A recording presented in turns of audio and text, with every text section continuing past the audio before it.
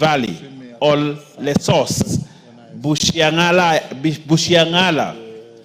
Ngeria, Kisiwa, and PC Kinyanjui. 7. Reports of the Auditor General of Financial Statements for the year ended 30th June 2024 on National Government Constituencies Development Fund and certificates there in respect of the following constituencies: A. Nyeri Town, and B. Lagdera. 8. Reports of the Auditor General of Financial Statements for the year ended 30th June 2024 and certificates therein in respect of Metkei Girls Secondary School, B. Moi Kapsowar Girls School, C. The Hill School Girls Eldred, D. St. Martin Kathonzueni School, F. Kastikeo Boys High School, G. Cardinal Otunga High School Mosocho, H. Asumbi Girls High School, I. Moi Nyabohanse Girls High School, J. Nyabururu Girls National High School, K. Kisii High School, L. Kanga High School, M. St. Joseph Nyabigena Boys High School, M. Voi Boys High School, O. Mare Girls High School, P. St. Mary's High School Lushangonyi, Q. Isiolo Boys High School, R. Njoro Girls High School, S. St. Stephen's Luanya Girls Secondary School, T. Moyale Boys Secondary School, and U. Bishop Sulumeti Chelelemuk Girls High School. 9. Annual report of the Auditor General and financial statements of Kenya Civil Aviation Authorities for the year ended 30th June 2024 and certificates therein. And lastly, Honorable Speaker, special audit on capitation and infrastructure grants in schools across the country from the Office of the Attorney General to be referred to the Public Accounts Committee. Honorable Speaker, I beg to lay. Chairperson, Budget and Appropriations Committee. Thank you, Honorable Speaker. Honorable Speaker, I beg to lay the following paper on the table of the House to date, Wednesday, 18th June 2025, report of the Budget and Appropriations Committee on its consideration of the Equalization Fund Appropriation Bill, National Assembly Bill number 21 of 2025. Thank you. Chairperson, Mediation Committee on Division of Revenue.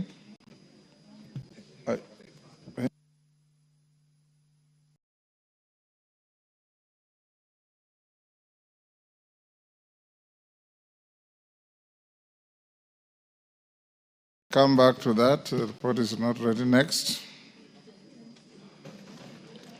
Order number 6, notices of motion. Order number 7, questions and statements.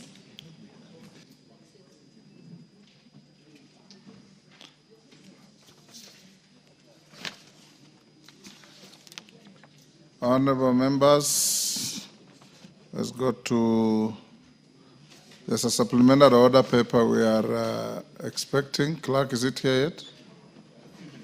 A few minutes. Okay, let's go to statements. Ivo Barra, are you taking the response on behalf of Jared? Mr. Speaker. Yes, Chair, Internal Security and Administration, Tongoyo.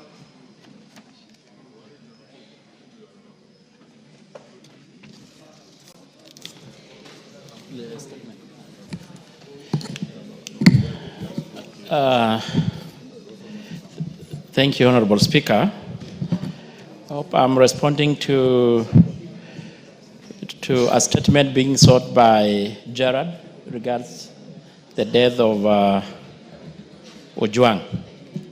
Yes, go ahead and take into account that this is a matter that is very active in court. And if you say anything that is likely to prejudice the court process, I will stop you. Well-guided Speaker, I know, of course, the issue of sub judice. Go ahead. And I'm well-guided. Yes. So, and it's true, Honorable Speaker, we know this is also a matter of a lot of public interest. Honorable Speaker, the Member of Parliament, Honorable Gerard Okello, did sort a statement on the floor of this House under the circumstances that led to the death of Albert Ojwang, and in particular, He wanted to know report on the circumstances that led to the death of Alfred Ojwang while in police custody at Central Police Station, including the legal basis for his arrest and the reason for his placement in solitary confinement. 2, the justification of the transfer from Homa Bay to Nairobi County, and also the current status of investigation by the IPOA on the immediate administrative and disciplinary action that has been taken against officers who apprehend and transferred the deceased to Nairobi. And Honorable Speaker, you remember, besides, of course, this statement, Honorable Speaker, the committee took interrogation. They interrogated the IPOA and the IG also on the same matter. And I want to read the minister's response and give a little bit also the highlight arising from the members' interrogation of the IG and IPOA to include the latest update status report from IPOA. Honorable Speaker, I respond as follows. The Member of Parliament, this is the response from the Minister, the Member of Parliament for Nyando constituency, Gerard Okello, had sought the said statement, and I respond as follows. We are deeply concerned by the circumstances surrounding the death of Mr. Albert Ojwang while in police custody at Central Police Station. Indeed, the loss of life in custody raises serious questions on procedural conduct, oversight, and the protection of the constitutional rights by the National Police Service. According to the information made public by Inspector General of Police, Mr. Douglas Kancha, the late Mr. Ojwang was arrested following a complaint launched by Mr. Elliot Lagat, the DIG of KPS, in relation to remarks made by Ojwang on his social media account, Pixel account to be specific. X account goes by that name. Despite the nature of allegation, it is important to emphasize that all arrest persons are entitled to the right enshrined under Article 49 of our Constitution. This including the right to be informed promptly of the reason for arrest, access to legal counsel, and to be brought before the court of law within the 24 days. In light of the above, the decision to place Mr. Ojwang in solitary cell and whether it was consistent with the legal and procedural provision remain a matter under active investigation. The preliminary autopsy has provided initial insight into the cause of his tragic death. However, the committee awaits the conclusion of IPOA to determine any lapses, misconduct, and violation of Mr. Ojwang's right while in custody. I'll reiterate our commitment to pushing for transparency, accountability, and protection of all Kenyans from abuse while in custody of state. In regards to the second question, Honorable Speaker, in regards to the transfer of Mr. Ojwang from Homa Bay to Nairobi by the DCI, DCI was informed that the transfer was necessitated by the nature of alleged offense, which was cybercrime. We understand that such offenses may have an element that transcend geographical boundaries, but it is imperative that such transfers must still comply with the principle of lawful procedure. Under the Criminal Conduct Code, Cap 75, matters relating to the jurisdiction is determined by the place the offense is alleged to have occurred or where its consequences are felt. Again, in our understanding, in cases where it is uncertain in which jurisdiction the offense occurred, the law permits proceedings to be instituted in any such jurisdiction. However, even in such cases, the rights of accused persons be strictly upheld as they are entitled to humane and lawful condition of detention. Therefore, the committee underscores the importance of ensuring that operational decisions such as transfer of accused do not override constitutional protection. The legality of a Ojwang transfer and whether it met both procedural and human rights standards remain a critical component of ongoing investigation. On the third question, Honorable Speaker, the case is already under active investigation by POA and other relevant agencies. From public statements, we are also informed that the authority has made notable progress including the recording of statement from several police officers, among them the OCS, Central Police Station, and junior officers who were on duty at the time of the incidents. And the postmortem examination has already been conducted, and the preliminary finding revealed blunt force injuries to the head, bleeding in the brain, soft tissue injuries on various parts of the body, and sign of compression on the neck. The National Police Service, through the IG, has pledged full cooperation with IPOA.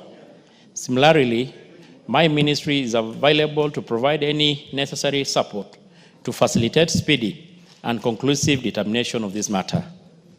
Being a matter of significant public interest and national concern, we are hopeful that the process will be expeditious, impartial, and transparent, especially in light of the commitment made by the relevant authorities. And the last part, Honorable Speaker, the Inspector General of Police has interdicted 6 officers pending outcome of ongoing investigation, and these officers include Officer Commanding Central Police Station, Samson Talam, Duty Officer Samuel Nganga, Corporal Charles Muruki, and Police Constable Debian Lusweti, and Peter Kimani, and Evelyn Kanyiri.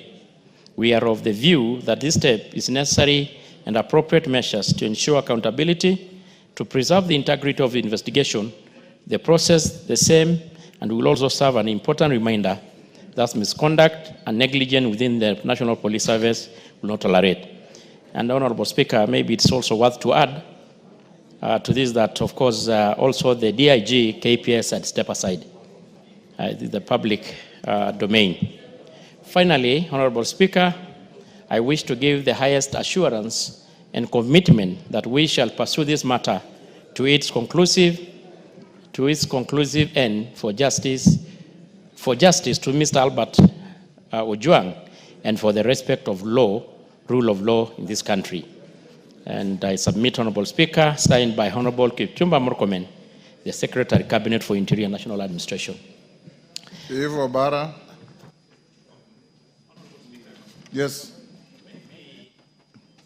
I will kindly, because this was a little bit, a lot has taken place, to give a bit summary from the IPOA, the latest, actually, as today. Honorable Speaker, in summary, as of today, or actually this letter was signed yesterday when I was coming into the House, and I have the update report. And Honorable Speaker, there's some noise here from the member. Soy. Order, Honorable DK. This guy is from. So, Honorable Speaker, I have a letter, the status update report from Ahmed Isaac Hassan, the chair of IPOA, outlining that so far they have done 8 arrests. They have arrested James Mukwana, and is in Milimani Law Court, and is detained for 21 days at Capitol Hill Police Station.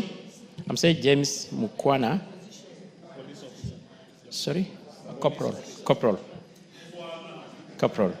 And the ruling to be delivered on the June the 20th. Next mission will be on the June 20th. It's good to know that. The second is Samson Talam, the OCS, also in Milimani Law Court, and they're detained for 21 days. Pending investigation, and the ruling also to be delivered on the June 18th. The other one is, of course, also the deputy OCS, which is known as Nganga, and Kimani, which was also a duty officer. Also among the rest, Honorable Speaker, is 3 civilians. And these civilians are people who are alleged actually to have even committed the heinous act. Those are the convicts who are in the cells. And these are Gin Amunitwa, Collins Karani, Kelvin Mutisia Mutava, and Brian Mwaniki Njue. And they are all detained for 21 days at Mudagari and Kileleshwa Police Station, and they're detained for 14 days. Among the 8, Honorable Speaker, is also one person who is the technician who is alleged to have interfered with the CCTV. And he has been also arrested. And I think, Honorable Speaker, because the report, of course, is very detailed, and I'll also mention the number of officers who have been interdicted, and majority of them also are those who have been arrested. Honorable Speaker, Yes, sir.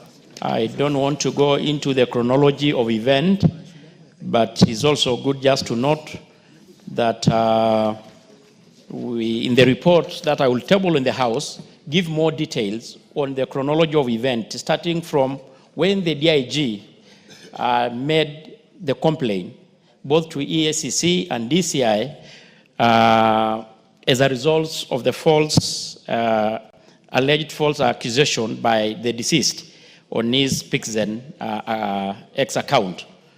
So, Honorable Speaker, and we had also, of course, interrogated the IG and IPOA, and as a committee, and the report is here, but the majority are more similar to what had already the CS had given brief, and what even IPOA had reported. And Honorable Speaker, I beg to submit.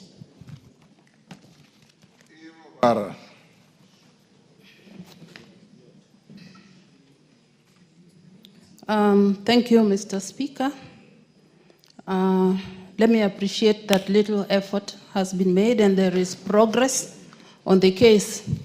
But, Mr. Speaker, on the specific questions that were asked, I'm yet to be satisfied. Mr. Speaker, what was asked was why, the first one was, why was Albert transferred from Homa Bay to Nairobi? Was this legal? Mr. Speaker, this has not been clearly answered.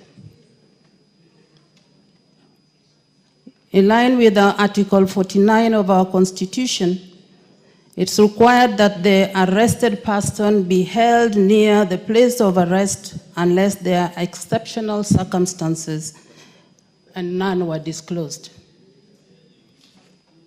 The second one that I'm not satisfied with was what was asked was what specific online post led to his arrest. Mr. Speaker, up to this point, we do not know the specific online post. The other one was, the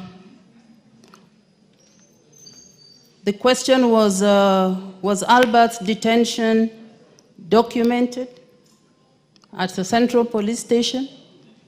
Mr. Speaker, the response clearly should have stated that it was not. At least acknowledge that there were gaps in the manner in which his case was handled. They always say that the truth will set us free. So I would appreciate if the minister in charge or the cabinet secretary in charge acknowledge some of the shortfalls or the shortcomings on the manner in which the case was handled. And when you say the truth, even the people concerned, as much as they have lost their relative, will be satisfied that it was the investigation was transparent and the truth has been unveiled. And this has not been the case. And finally, Mr. Speaker, on the injuries that we are asked, can the ministry explain the visible injuries, including the bruises and the swellings, reported by the family and observers? The ministry or the minister only refers to the existence of postmortem without addressing the injury findings. Mr. Speaker, I would be happy if this matter is handled exhaustively. I am not fully satisfied, and this is the message. Mr. Speaker, this is something that has painted Kenya in a bad light.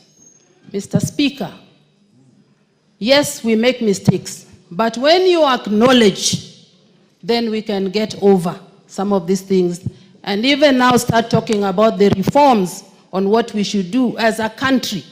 I'm not looking at an individual, I'm looking at the image of the country. Mr. Speaker, what we saw yesterday, immediately after this Mr. Ojwang's case. What we saw in the streets yesterday, somebody brazenly shooting at a human being, Mr. Speaker. It means that it has not sunk. Even what we've been talking about and the country's outcry has not been received well by the police force. Because if that was done, Mr. Speaker, they would not have done what we saw, or instructions given out to them on how to handle demonstrators would have been different. That police officer has painted us in a bad light, and action, I believe, has been taken and he has been arrested. But for Ojwang, let us go the full haul, Mr. Speaker. Thank you very much. Thank you. Yes, Mukunji. Tongoyo, you can take note. Thank you. Honorable Speaker, I also want to say the statement is quite insufficient. Honorable Speaker, from a far look, this looks like there's a lot of conspiracy around that case. And Honorable Speaker, I am appealing to the committee to go beyond IPOA statement. There is a need, Honorable Speaker, for this National Assembly to go beyond the issue of getting a report from IPOA and actually form a commission of inquiry to know exactly what transpired, that is supposed to be independent, that involves also everybody that is being mentioned. Honorable Speaker, there has been mentioned two gentlemen that come from my constituency. And Honorable Speaker, those young gentlemen who are actually cousins had been arrested because of a road issue, a traffic matter. They were released. And then when they went for their vehicle, Honorable Speaker, they were rearrested and taken in custody, and they are being forced to write statement. Honorable Speaker, I beg for this National Assembly to take the issue of police misuse and misconduct very seriously. Let us try as much as possible to correct the image, so that, Honorable Speaker, as my sister has said, we have to ensure the credibility of our nation is beyond reproach. Thank you. Otienda Molo. Thank you, Mr. Speaker. Mr. Speaker, the response as read is grossly inadequate. But it is because of our system that we cannot expect our own colleague to give us sufficient answers, because he can only rely on answers that has been given to him. Mr. Speaker, the issue of Ojwang demonstrates monumental impunity and disregard to the Constitution and the law, to an extent that, as seen together with what happened yesterday, it demonstrates total anarchy and a danger of sliding to be a banana republic if we are not already there. Mr. Speaker, first of all, I would suggest that to ask our colleague to bring better answers is to give him a task beyond him, because he will not get better answers. He is relying on the same police who told us that this was an issue of suicide. There is no way they can give us any better answers. Mr. Speaker, I would suggest that if ever there was a case where we should consider constituting an ad hoc committee, because Ojwang's death demonstrates what happens every day, except it does not come to the limelight. I would suggest that, Mr. Speaker, you consider constituting an ad hoc committee to look into what actually happened, and also to look into what happens to other persons in similar circumstances, so that the police can be brought to order within the Constitution and the law. Mr. Speaker, there are so many gaps in that responses. Number one, for starters, we have been failed by IPOA. IPOA cannot, as the person investigating police conduct, attend a press conference where the police are explaining their own conduct. You cannot do that. IPOA cannot come and tell us that they have arrested people and they are prosecuting people for murder when the central suspect has not written a statement to date. How do you determine then who should be taken to court? if you've not interviewed Eliud Lagat up to now. IPOA has failed us, and we must call them to order. The other failure, Mr. Speaker, is in response to what now happened, the public outcry. I read the statement of 16th June 2025 by the DIG Eliud Lagat, where he says he has voluntarily stepped aside. Mr. Speaker, there is nothing like stepping aside in law. I invite, Mr. Speaker, that we look at the National Police Service Act, we look at Section 17, we look at Section 95A. Under Section 17, the President can remove the DIG, can retire the DIG, or can redeploy the DIG. None of those can be done by the DIG themselves. Under Section 95A, the disciplinary process can only be done by a disciplinary committee of the National Police Service Commission. You cannot discipline yourself by saying you've stepped aside. What does that mean in law? Mr. Speaker, I want to suggest that this whole issue is a charade. If you look back to the questions that were asked, before you are arrested, you are supposed to be told why you are being arrested. Under Article 49. This was not an arrest, this was an abduction. And to use the word arrest, as has been used by chairman, is wrong. And if it was an arrest, you are supposed to be taken to the nearest police station. Why would you be taken 600 kilometers? And when you are taken to the station, then the OB is not recorded. At what point then are you told of the reason for your arrest? And then you are put in situations where you are clearly have been set up to be killed. Mr. Speaker, I think we owe it to this country, given what happened to Ojwang, given what happened to those who are demonstrating at what happened to Ojwang, to the extent that the same police are now escorting goons, we are in danger of sliding to a total banana republic. And if the executive cannot bring us back on course, it behoves this House to do so. Mr. Speaker, I suggest we establish an ad hoc committee. Thank you, Mr. Speaker. Thank you, Tongoyo. Honorable members, from what I have heard and from what the chair of the committee read to us, first, Honorable Otieno Amolo, you can only set up a committee through a motion. There's no motion before me. But more importantly, I direct that the Minister for Internal Security appears before this House on Wednesday afternoon so that those with questions, and the questions so far raised by Ivo Bara, Otieno Amolo, and Mukunji be availed to him via Hansard so that he can be able to be interrogated by the House on matters touching on the death of Albert Ojwang, taking into account the ongoing court case and the sub judice rule, so that we can have this House lend its strong voice on matters that we disapprove of, on the conduct of officers who are supposed to protect wananchi. So, Majority Leader Owen Baya, Wednesday at 3:30, the Minister for Internal Security to appear before this House is so directed. Yes, Tongoyo? Honorable Speaker, I think on that one, I don't want to... Just one question, Honorable Speaker, that has come out clearly. As much as we all regret as a country, it was really very unfortunate event, even to include what happened yesterday.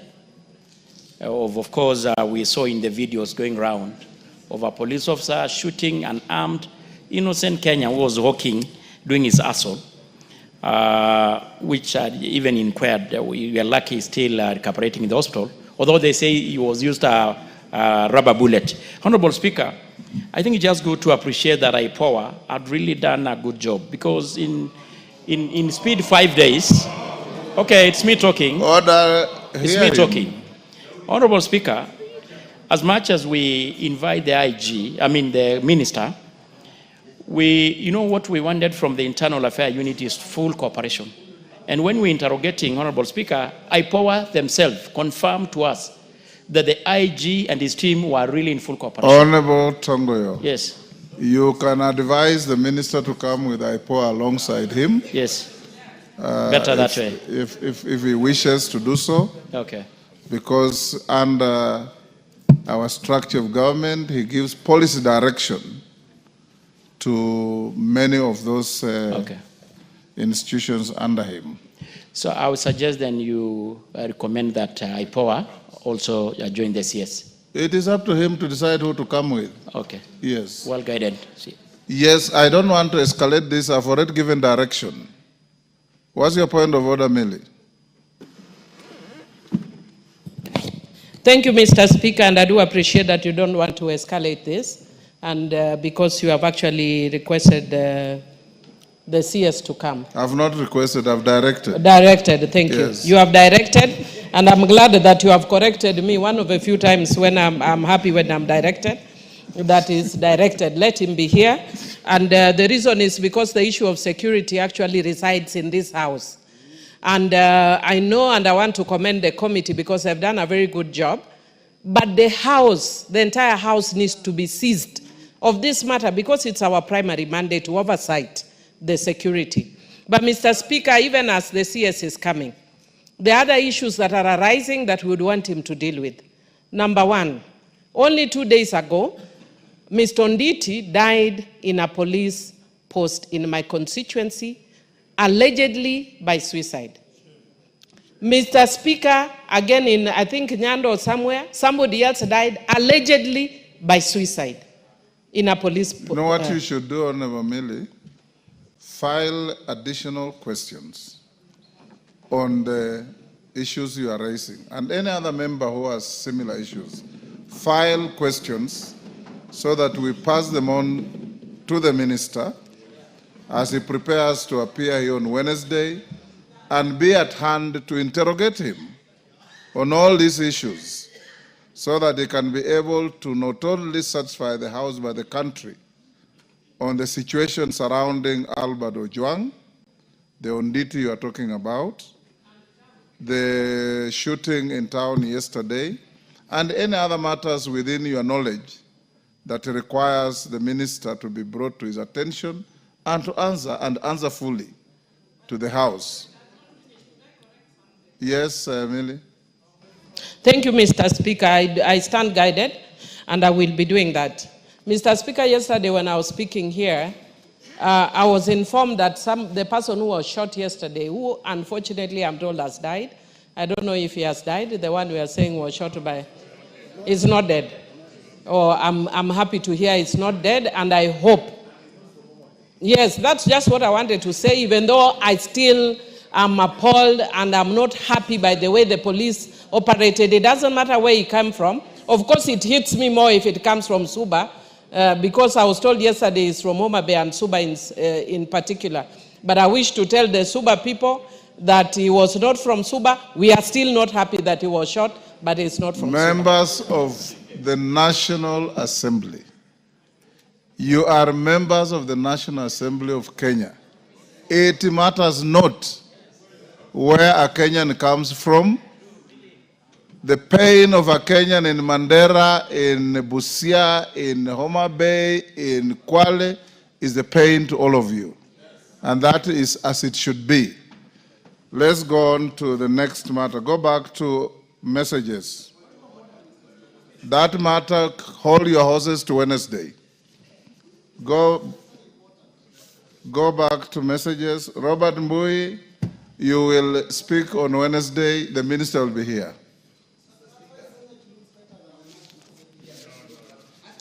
Order number 3. We are not in competition. You are a house, discharge your duties. Order number 3, messages. Honorable Mbui, I know you have said that to me elsewhere, and I agree with you. It is, you and I were shot at when we were together. My car was smashed.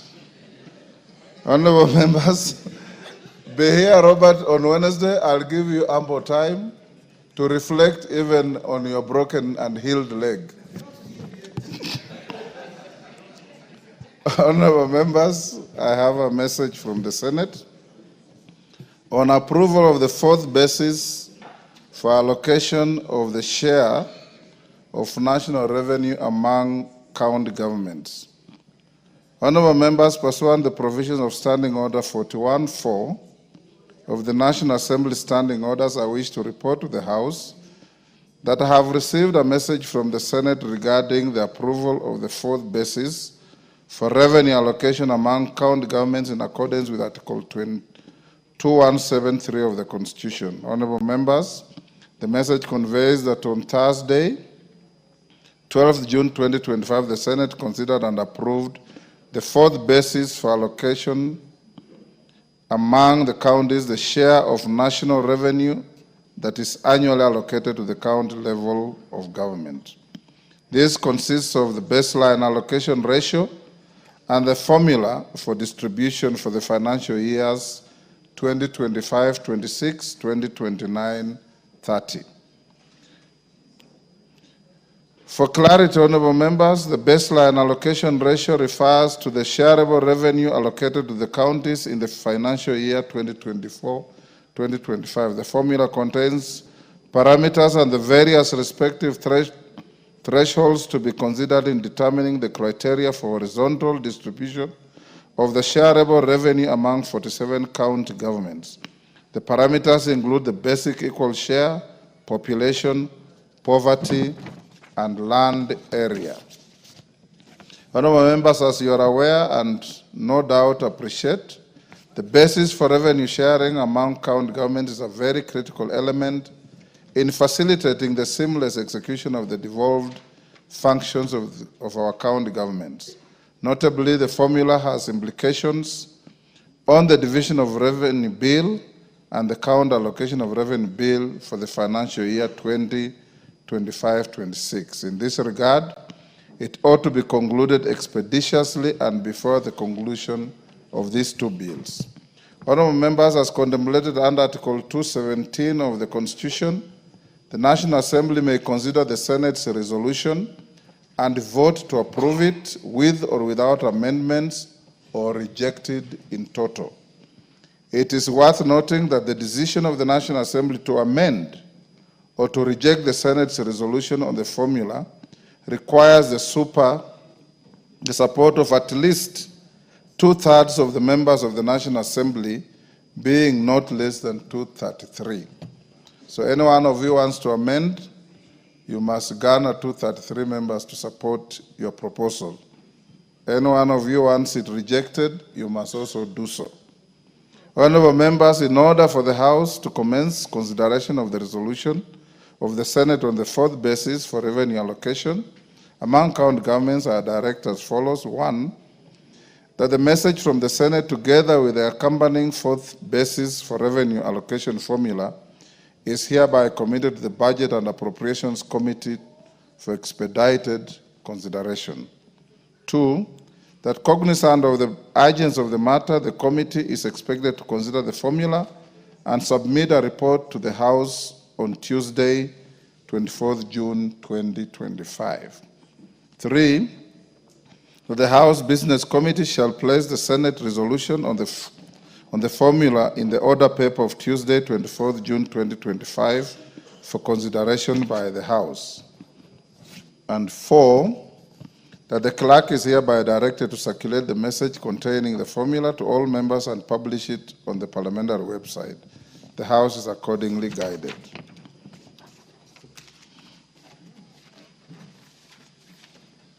Honorable members, allow me to acknowledge in the Speaker's Gallery, State House Girls, Dagoretti North constituency, Nairobi.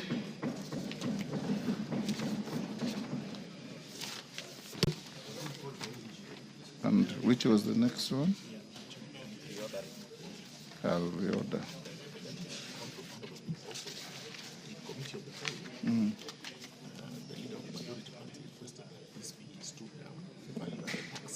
Okay. Honorable members, we have also in the public gallery Tasia Bright Star School from Embakasi East, Nairobi. On my behalf and on behalf of the House, I welcome the students, their teachers, and those accompanying them to the House of Parliament. Honorable members, you must have now received the supplementary order paper.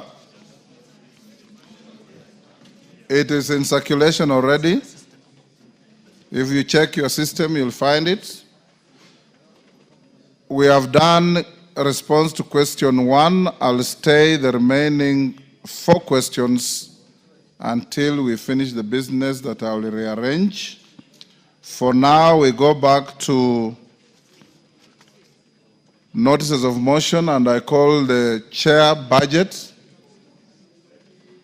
Had you laid your paper? Okay, go to papers, order number 5. Lay your paper. Order number 5, papers. Thank you, Honorable Speaker. Honorable Speaker, I beg to lay the following paper on the table of the House today, Wednesday, 18th June 2025. Report of the Mediation Committee on the Division of Revenue Bill, National Assembly Bill number 10 of 2025. Call out order number 6. Order number 6, notices of motion.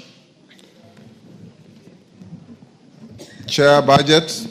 Honorable Speaker, I beg to give notice of the following motion, that pursuant to the provisions of Article 113 sub 2 of the Constitution and the Standing Order 150 sub 3, this House adopts the report of the Mediation Committee on the Division of Revenue Bill, National Assembly Bill number 10 of 2025, laid on the table of the House on Wednesday, 18 June 2025, and approves the mediated version of the Division of Revenue Bill, National Assembly Bill number 10 of 2025. Thank you.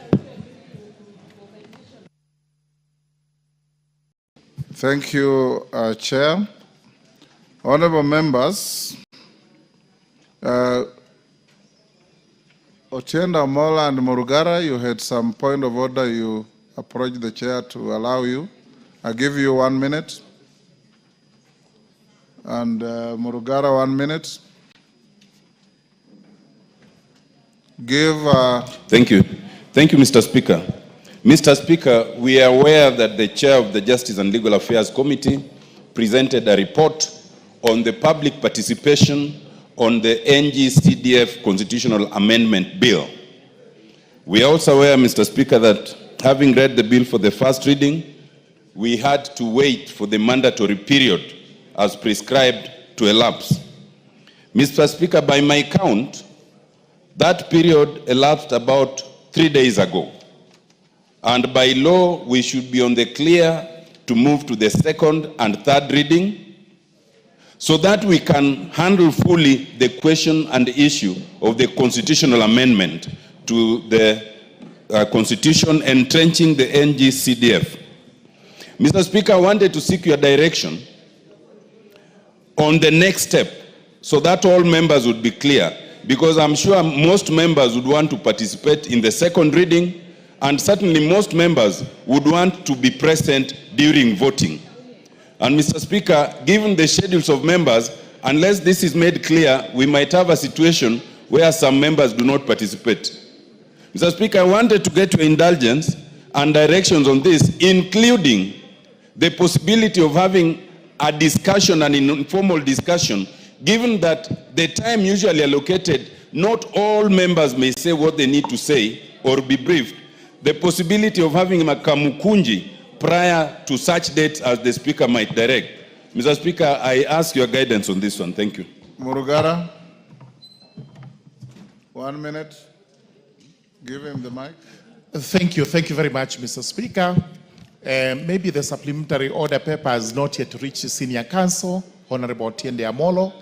Actually, the matter is listed for debate today, but as he has pleaded, it's valid that these members are informed what this bill entails, what is in the report, and that we are able to internalize this and discuss it and debate it in a manner that is most honorable. But that is not my point of order. Mr. Speaker, sir, I've been accused of being a trade unionist by these members. It is not right, but I don't refuse. I do not refuse that tag, because we actually came to your office the other day last week to inquire about a very important and sensitive matter to these members, the RMLF, which is the roads money.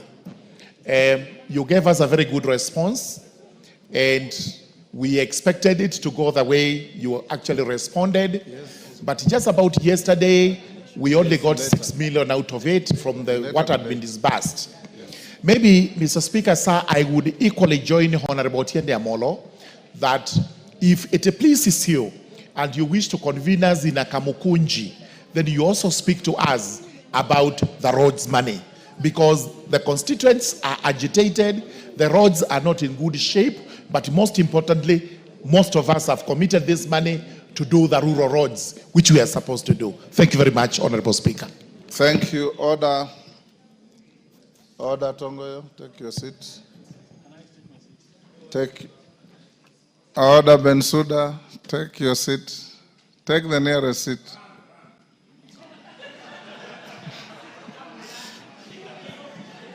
Order, honorable members. Order, members. First, allow me to acknowledge the good work that is constantly done by a caucus of lawyers in the House, who from time to time are called upon to discharge pro bono services to the House in matters legal, court processes, and so on and so forth. This morning I had a meeting with the caucus members, not all of them, some didn't show up, perhaps because of inadequate communication. And they raised the issues that the two members have raised. I will direct as follows. Number one, the matter appearing at order number 13 on the supplementary order paper, the Constitution of Kenya Amendment Bill, National Assembly Bill number 4 of 2025, be stepped down to next week for the simple reason that constitutional amendment bills are very delicate to the extent that once you move it, you debate, you vote for it as it is or reject it as it is. You are not allowed to bring any amendments on the floor. That's why we gave you time, adequate time, to debate this matter informally in a pre-publication form. And the Hansard shows that at least about 80% of members of this House spoke to it. But that notwithstanding, memories fail, people change their minds, people forget things, and so on. I have acceded to the request that on Tuesday at 9 a.m. in the morning, we congregate here in a special Kamkunji to again appraise ourselves on the content of this important bill that seeks to entrench GAF funds, NGCDF, and Senate Oversight Fund into the Constitution so that when we start the debate in second and subsequent third reading, we know that we have no opportunity or capacity to amend. On the issue of RMLF, I'm sure your officers must have advised you that some sums of money have been disbursed, and there is a process of re-engineering the disbursement of additional funds.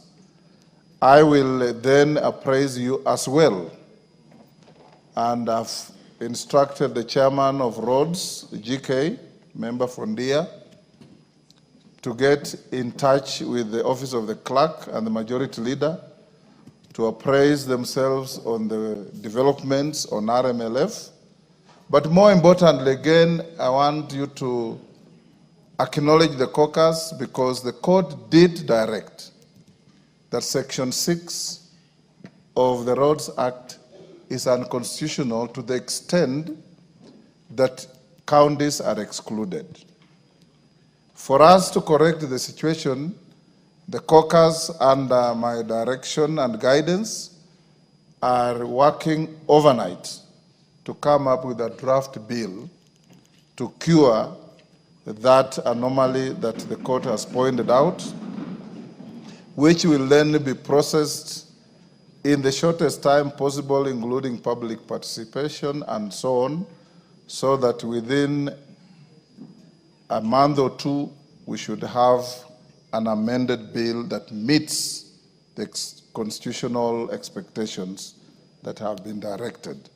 So once again, the caucus, on behalf of the House, we salute you for your not only offer of your time and brain, but the sacrifice you are making to make this House function better.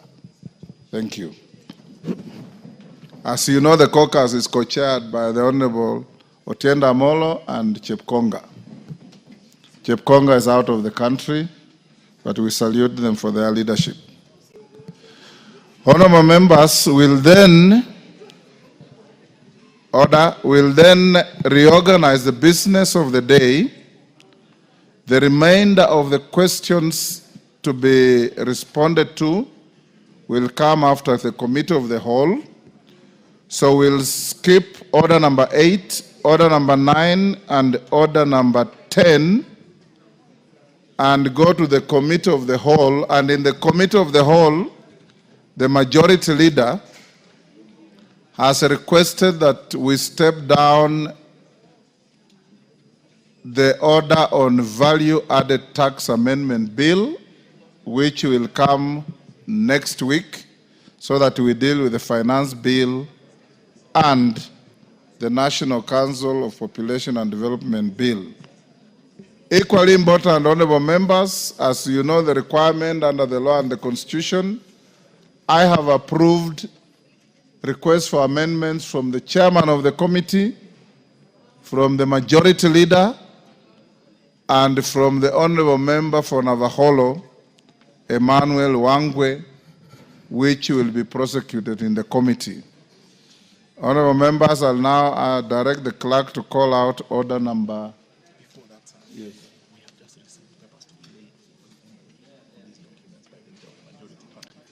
Leader of majority party, there are some urgent documents for you to lay on the table before we go to the next order. Can you do so quickly?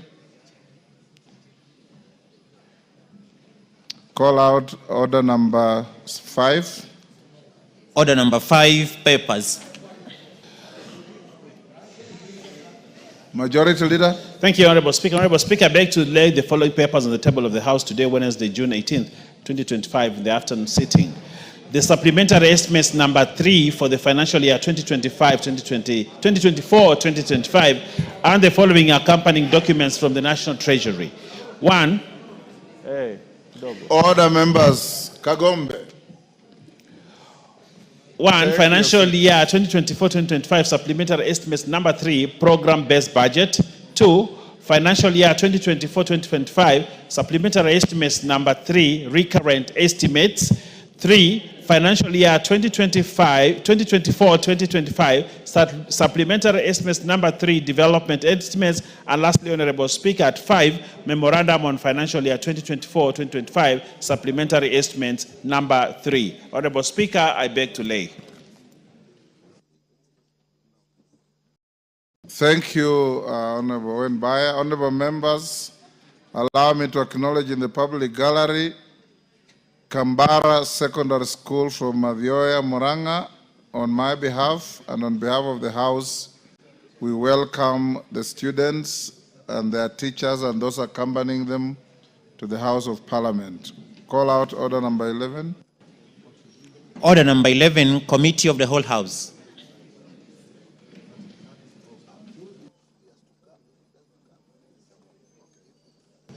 Honorable members, will you be upstanding?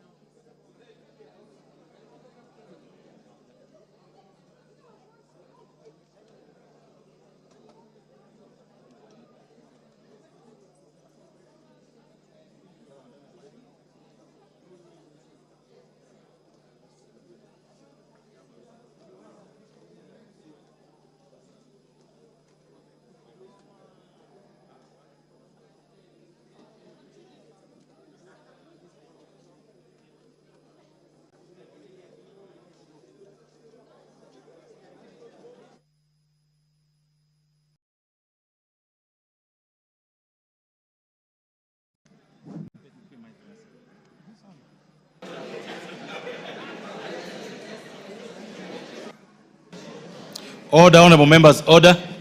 Will we take our seats? Order. All members, will we take our seats? The committee, the House is now the committee of the whole House for the Finance Bill, National Assembly Bill number 19 of 2025. Order. Order.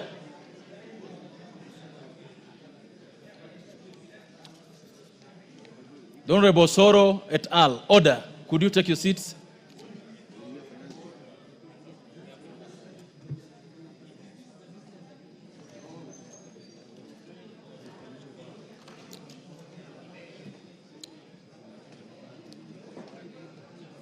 Honorable Chair, Finance Committee, are you ready?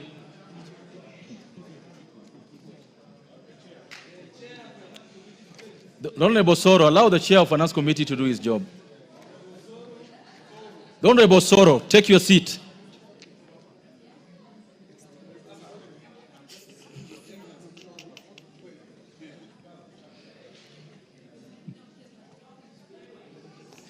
The Honorable Soro. The Honorable Soro, what have you just done?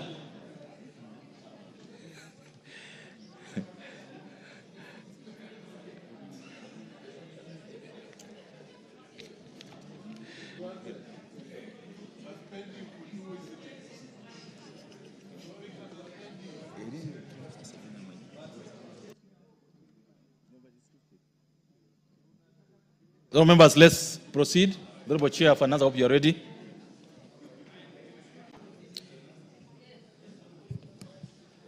Provisions relating to the Income Tax Act, Cap 470, Clause 2. The Honorable members, I propose a question that Clause 2 be part of the bill. Chair, you've got an amendment. Thank you, Honorable Chair. Honorable Chair, I beg to move that the amendment on Clause 2 be as per the order paper. This is a discussion we had yesterday on the definition of royalty. So the amendment is to delete the definition of the term royalty as proposed in the bill. Additionally, the amendment is to delete the definition of winnings and substituting that with withdraw. I beg to move, Honorable Chair. Thank you, members. I propose a question that Clause 2 be amended as proposed by the Chair.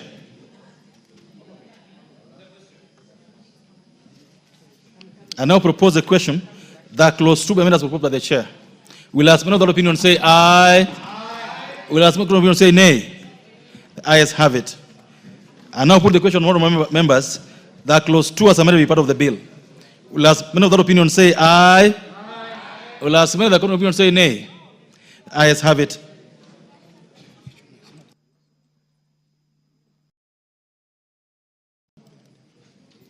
There was an amendment almost on the same terms like what we just passed by the majority leader, and I direct that the amendment by the majority leader then falls because this committee amendment has been carried. Next. Clauses 3 and 4. Oh, members, I propose a question that clauses 3 and 4 be part of the bill. Because there's an amendment, I now put the question that clauses 3 and 4 be part of the bill. Will as many of the opinion say aye? Will as many of the opinion say nay? The ayes have it. Clause 5. Members, I propose a question that Clause 5 be part of the bill. The Chair of Committee, you got an amendment. Honorable Chair, I beg to move that Clause 5 be amended as per the order paper. This amendment is seeking to remove sale of scrap as income subject to tax under Section 10 of the Income Tax Act.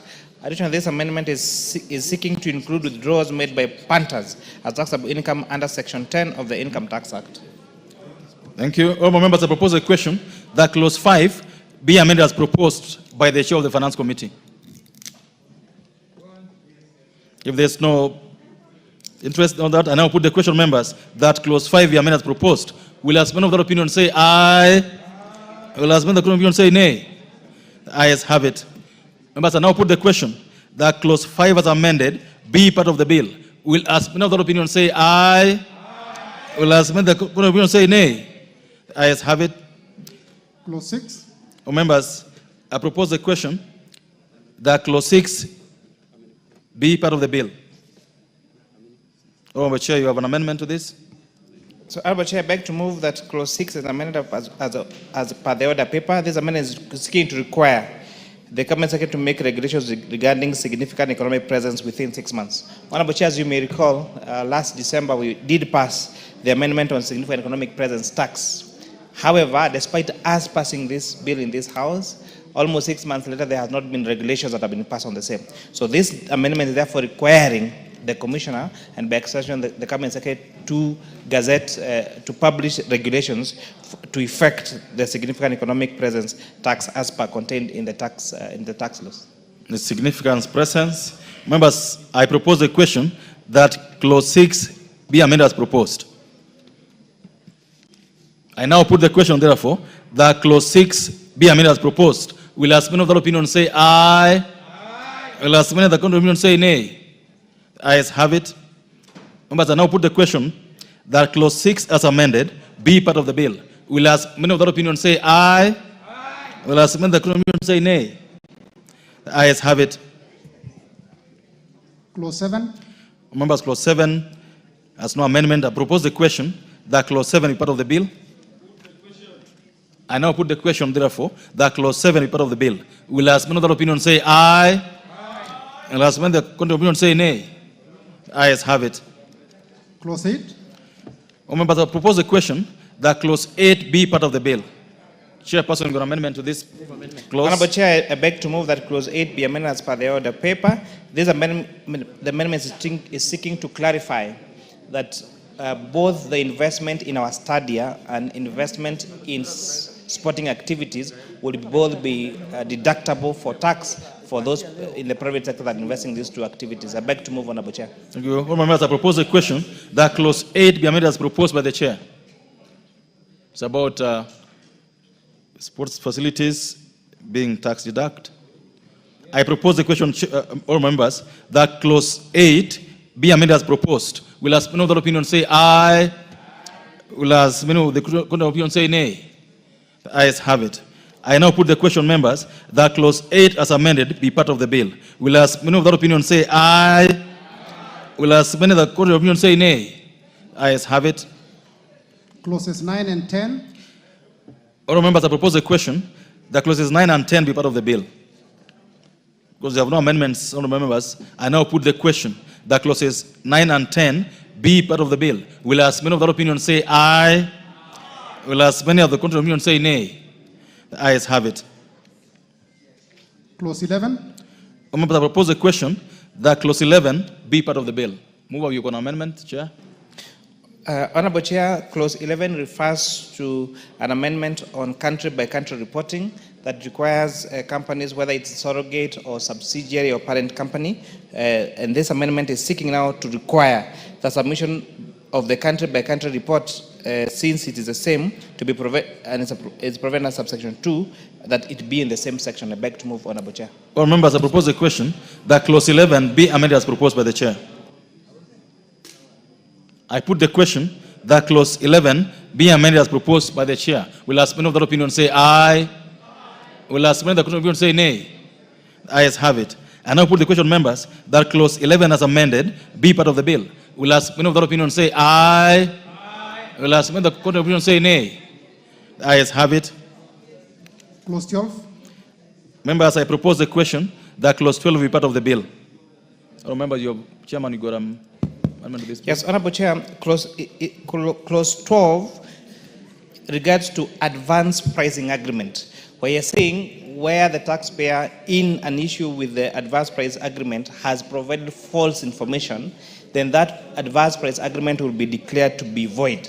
Additionally, Honorable Chair, this particular amendment is seeking to provide for timeline in which the Commissioner General, by extension, the Cabinet Secretary, will provide regulations on the enactment of this particular clause 12 in terms of timelines, giving them 6 months to gazette regulations on the enactment of these advance price agreements. I beg to move, Honorable Chair.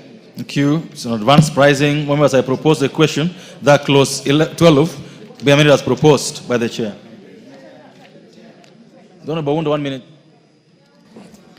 Chair, as much as the amendment to subsection 5, subclause 5, is timely and important, I think the cabinet secretaries must also act in good faith, knowing the importance and urgency of some of these, the need to operationalize laws. We do not have to put for them specific timelines. It should naturally flow.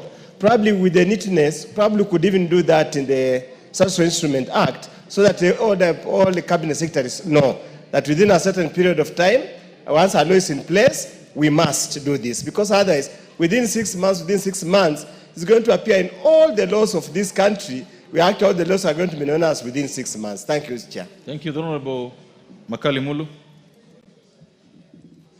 Yeah, thank you, Mr. Chairman. Mr. Chairman, just wanted to, in an earlier clause, the chairman reported that regulations were supposed to be done in 6 months and they were not done.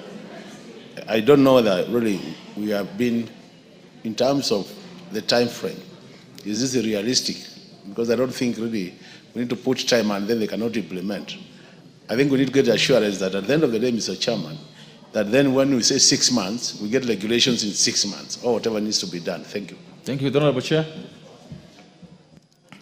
Yes, Honorable Chair, this particular amendment has been necessitated by, again, the experience, for example, with significant economic presence tax, where the ministry requires us to make particular amendments to the law, but then they take all their time to issue regulations. And therefore, we are requiring them to have a timeline in which they must issue those particular regulations. And I think this is, even if it might be monotonous to repeat them in all our respective laws, but it's important, where we require the executive to act on their part, to give them timelines in which they are supposed to act, Honorable Chair. Thank you. Oh, members, I now put the question that clause 12 be amended as proposed by the chair. Will as many of that opinion say aye? Will as many of the opinion say nay? The ayes have it. I now put the question, members, that clause 12 was amended be part of the bill. Will as many of that opinion say aye? Will as many of the opinion say nay? The ayes have it. Clauses 13 and 14. All members have proposed a question that clauses 13 and 14 be part of the bill. And because there's no amendment to them, I now put the question that clauses 13 and 14 be part of the bill. Will as many of that opinion say aye? Will as many of the opinion say nay? The ayes have it. Clause 15. All members have proposed the question that clause 15 be part of the bill. Honorable Chair, you got an amendment to this. So, Honorable Chair, I beg to move that clause 15 be amended as the order paper. This amendment is to provide that the Commissioner should respond to an application for change of accounting year within 3 months and not 6 months in order to remove inefficiencies. Honorable Chair, again, as I explained in the previous 2 clauses, we are trying to make sure that the Commissioner is also responsible for timelines. So where, for example, that a taxpayer has applied for changing their financial year, we are reducing their time from the time in which they are supposed to respond from 6 months to 3 months. And Honorable Chair, what you're going to see consistent in the entire amendments that you're doing, where the Commissioner does not respond, then we are saying that that particular application by the taxpayer shall be deemed to have been accepted, so that we also give leeway to the taxpayer and not just power to the Commissioner, so that we also make sure that our tax system is not just fair, but it's also transparent and equitable, Honorable Chair. Thank you. Members, I now propose the question that clause 15 be amended as proposed by the chair. I now put the question that clause 15 be amended as proposed by the chair. Will as many of that opinion say aye? Will as many of the opinion say nay? The ayes have it. Oh, members, I now put the question that clause 15 as amended be part of the bill. Will as many of that opinion say aye? Will as many of the opinion say nay? The ayes have it. Clause 16. Oh, members, I propose the question that clause 16 be part of the bill. With amendments by the chairperson of the committee and the leader of majority. Chairperson. Honorable Chair, I beg to move that clause 16 be amended as per the order paper. This, Honorable Chair, is amending section 35(1)A, which currently exempts only specific commissions paid by resident air operators to non-resident agents for ticket sales. This broad scope leads to taxation of essential foreign expertise, even when such services are complete and available locally. Additionally, this particular amendment is provided for taxation of withdrawals rather than winning in the case of betting. I beg to move, Honorable Chair. Thank you. Members, I propose a question that clause 16 be amended as proposed by the chair. I then put the question that clause 16 be amended as proposed by the chair. Will as many of that opinion say aye? Will as many of the opinion say nay? The ayes have it. I now put the question, members, that clause 16 as amended be part of the bill. Will as many of that opinion say aye? Will as many of the opinion say nay? The ayes have it. Clause 17. Honourable members, I propose the question that clause 17 be part of the bill. Chair, you got an amendment to this? But before you go to that, the Liberal majority's amendment to clause 16 then falls because we carried the committee's amendment. So clause 17, Chair. Thank you, Honourable Chair. Honourable Chair, I beg to move that clause 17 be amended as per the order paper. As you remember, Honourable Chair, the amendments we did on the Tax Procedures Act in December and the Tax Amendment Act in December brought various taxable deductions for pay-as-you-earn. So where we said we deduct the taxable allowances before we calculate for pay-as-you-earn. However, Honourable Chair, we have taxpayers have reported to us during public participation that we have quite a number of employers who are not allowing those expenses as tax allowable, and therefore they are leaving now the employed, especially the employed Kenyans, to now claim that when they are filing their income tax at the end of the year. So therefore, this amendment is seeking to compel the taxpayer to allow for tax deduction those tax allowable expenses for pay-as-you-earn. I beg to move, Honourable Chair. Oh, members, I propose the question that clause 17 be amended as proposed by the chair. Honourable Omboko. Thank you, Honourable Chair.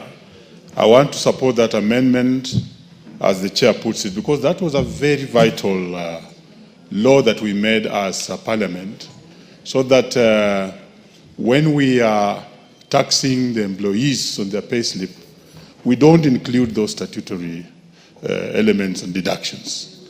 Because when you do so, it's double deduction. In fact, it was meant to leave some more money on the payslips of the workers. Chair, is that correct?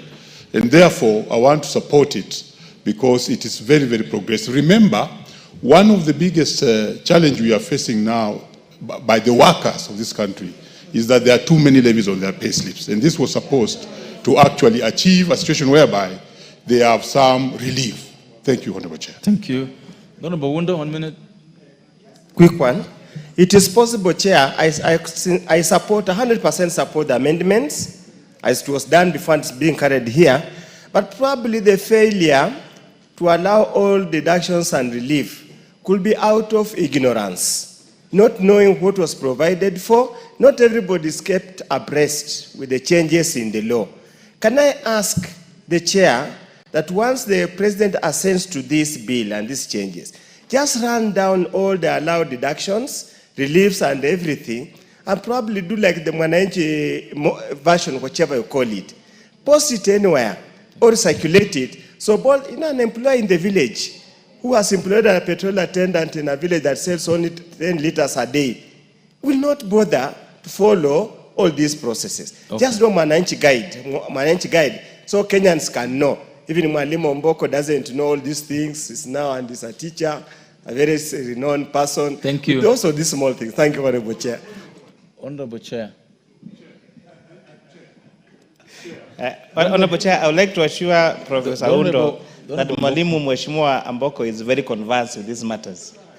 He's on Speaker's panel, is one of the most keen members in this House to follow proceedings in the House. The comment made by the Honourable Member for Funyula is a fair comment. That if Omboko doesn't know, what do we expect about that guy down there? I was coming to that, Honourable Chair. We have, Honourable Chair, and on a very and on a very serious, Honourable Chair, one of the consistent remarks we got when we moved across the 10 counties in this country, they were saying our lawmaking process is too technical, even for fairly educated Kenyans. And they were saying we need to have simpler versions of the bill, of the process, and even in our communication. And therefore, this is a call to us as a House, as Parliament, to communicate better in a simpler language, to the executive that implement these particular proposals, to Kenya Revenue Authority to simplify them in an easier way.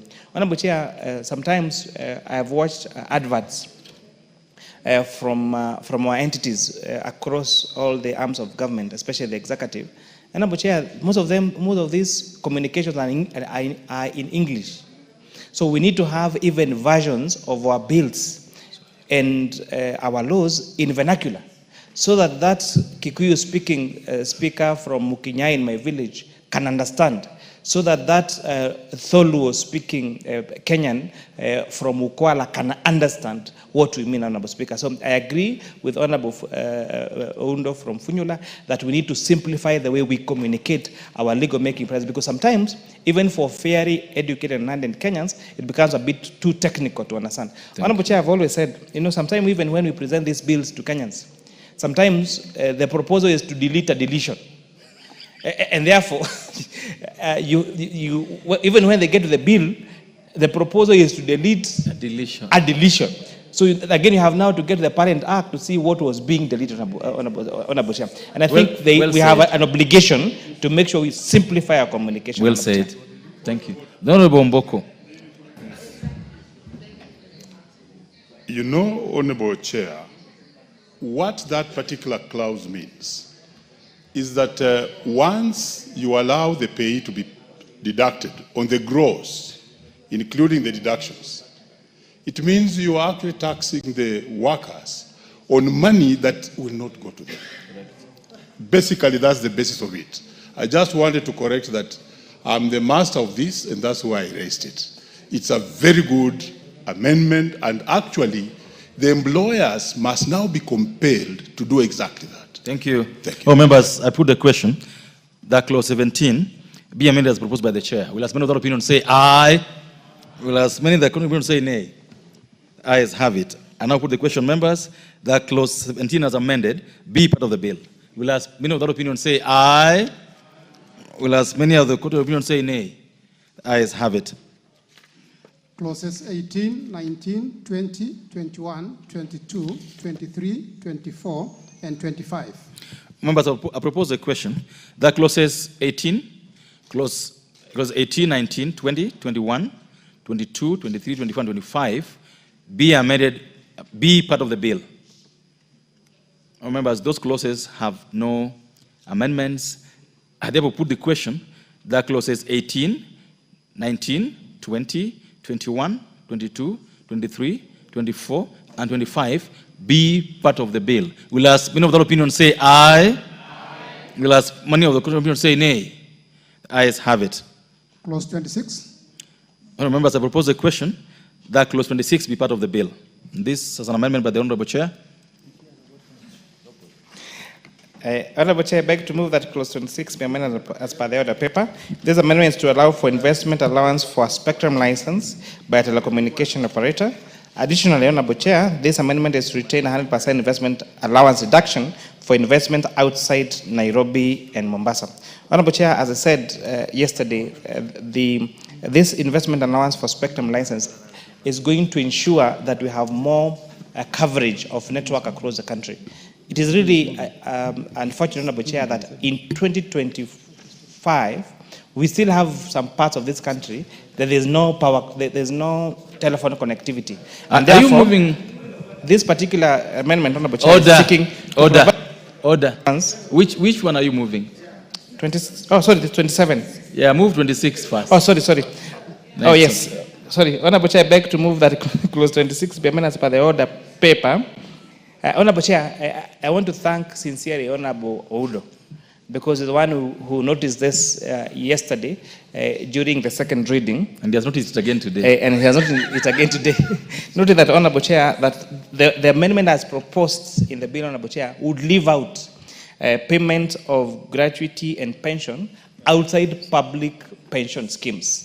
Honorable Chair, during a time when there are a lot of investments, there are a lot of savings, Honorable Chair, by Kenyans in other non-public pension schemes, it is very important that we don't exclude this particular pension and medical schemes that Kenyans pay outside the public schemes. And therefore, I beg to move that we now delete the word public from the bill, so that the law we read other allowances paid under a pension scheme. So which will therefore mean, the import of this is that therefore payments made to both public and private pension scheme now will fall under would not be exempt, Honorable Chair, from income tax. I beg to move, Honorable Chair. Thank you. Members, I propose the question, therefore, that clause 26 be amended as proposed by the chair. And I want to give this chance to Honorable Mayaka. Honorable Mayaka has the floor. Honorable Wundo, this lady has the floor now. Allow her. Thank you, Honorable Chair. Honorable Chair, I also just want to support this particular amendment and also to just extend my salutation to Honorable Oundo, because yes, Honorable Chair, if we limit it to public, it means a whole spectrum of people who have investments outside that space are actually affected.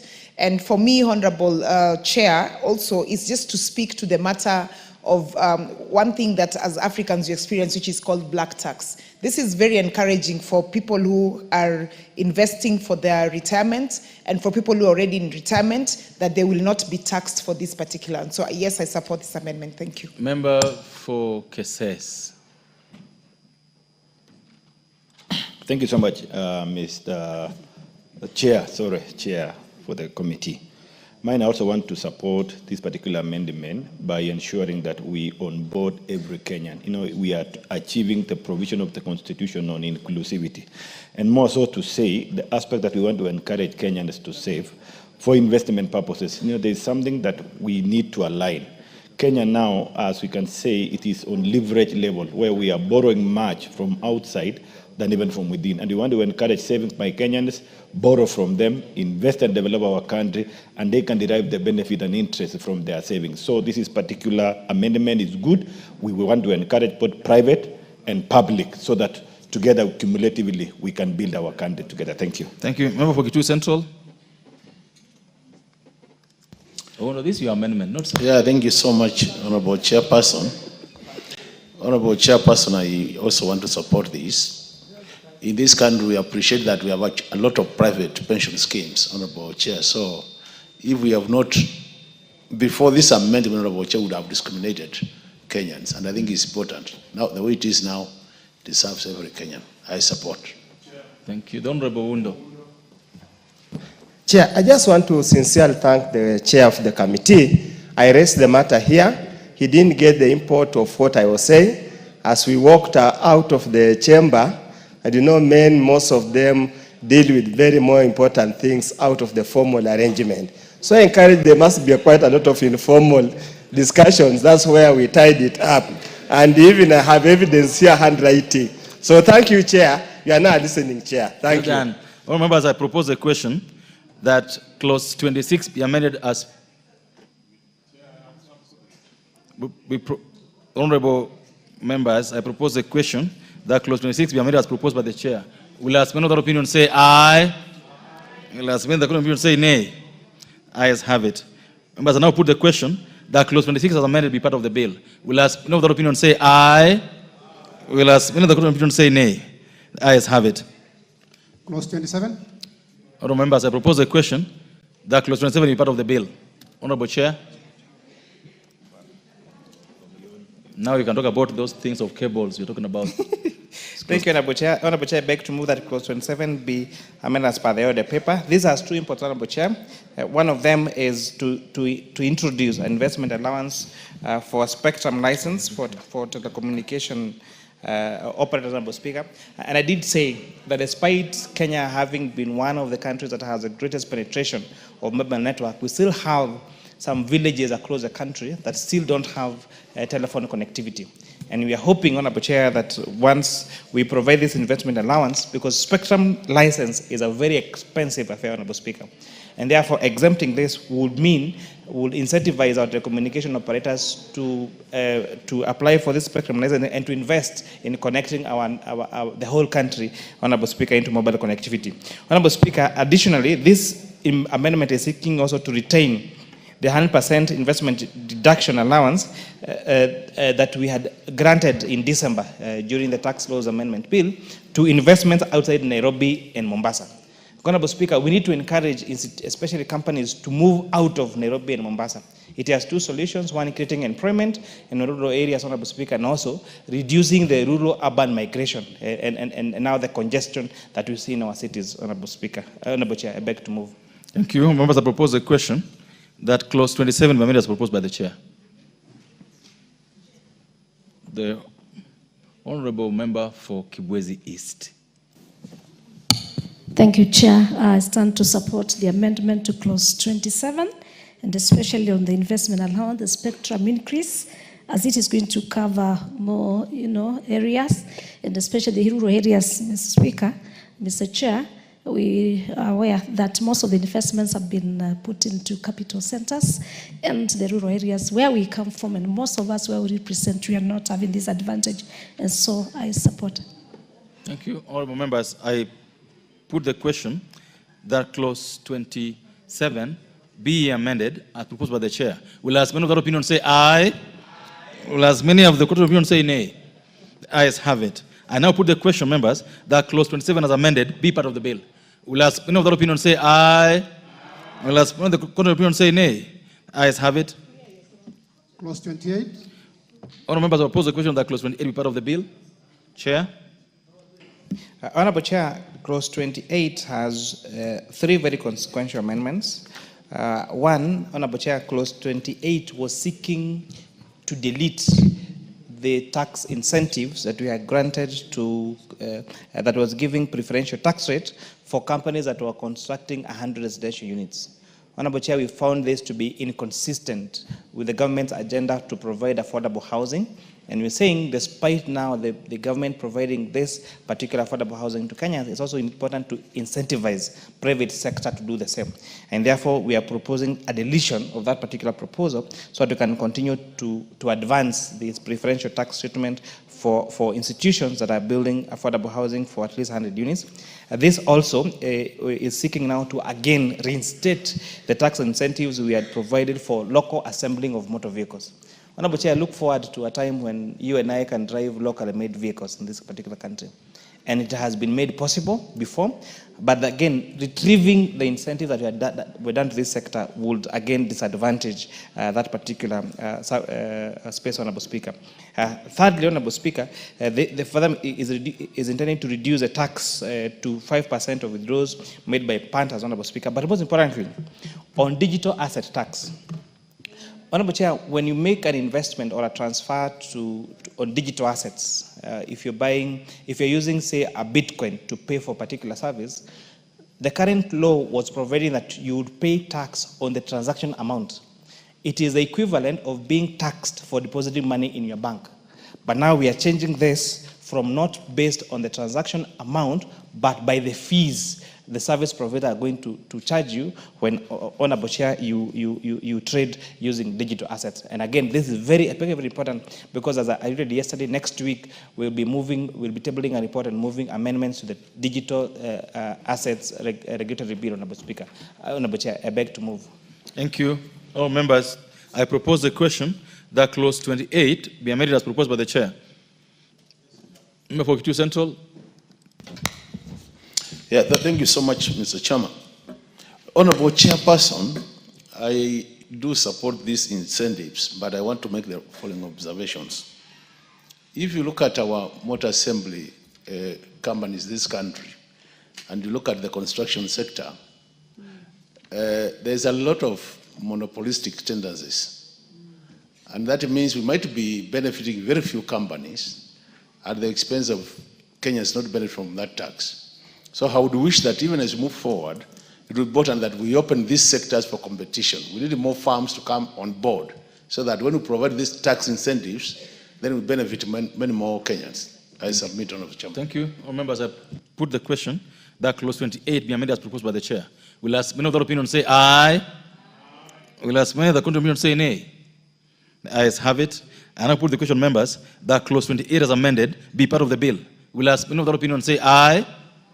Will as many of the contrary opinion say nay? The ayes have it.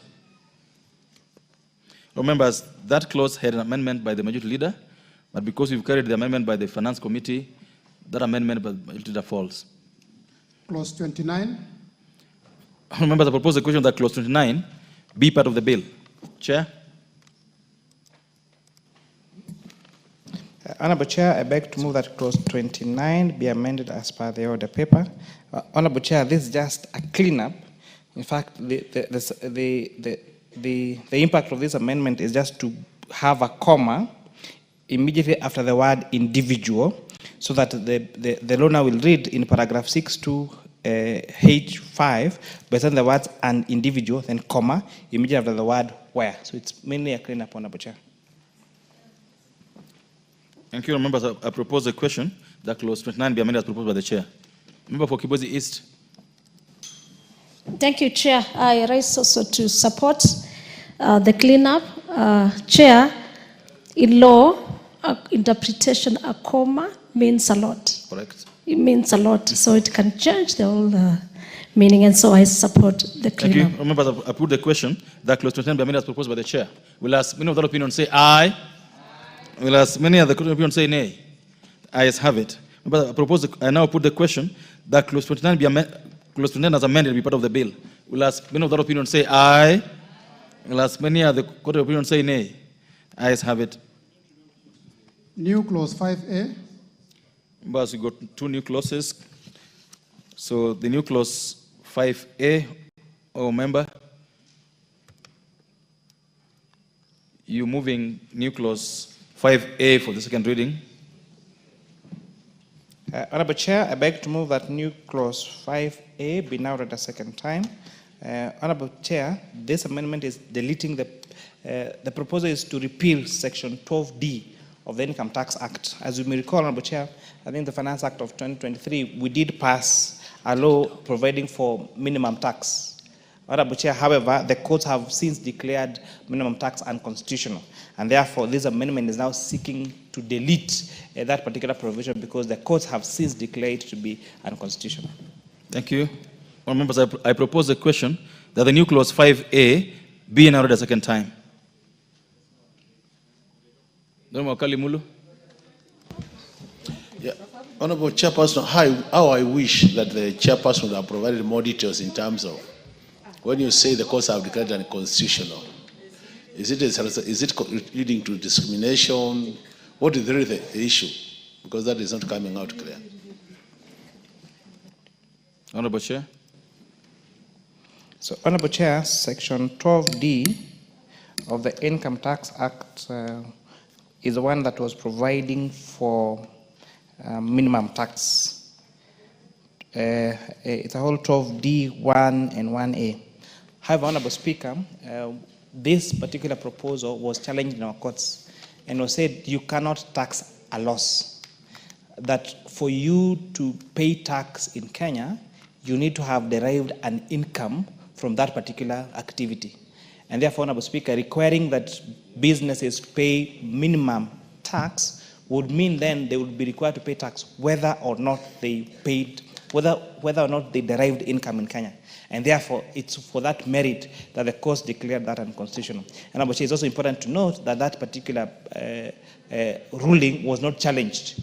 And therefore, continuing to have this Section 12D in our books, is senseless. And therefore, now the move to now repeal Section 12D of the Income Tax Act. Makes a lot of sense, honourable members. I therefore put the question that the new clause 5A be now read a second time.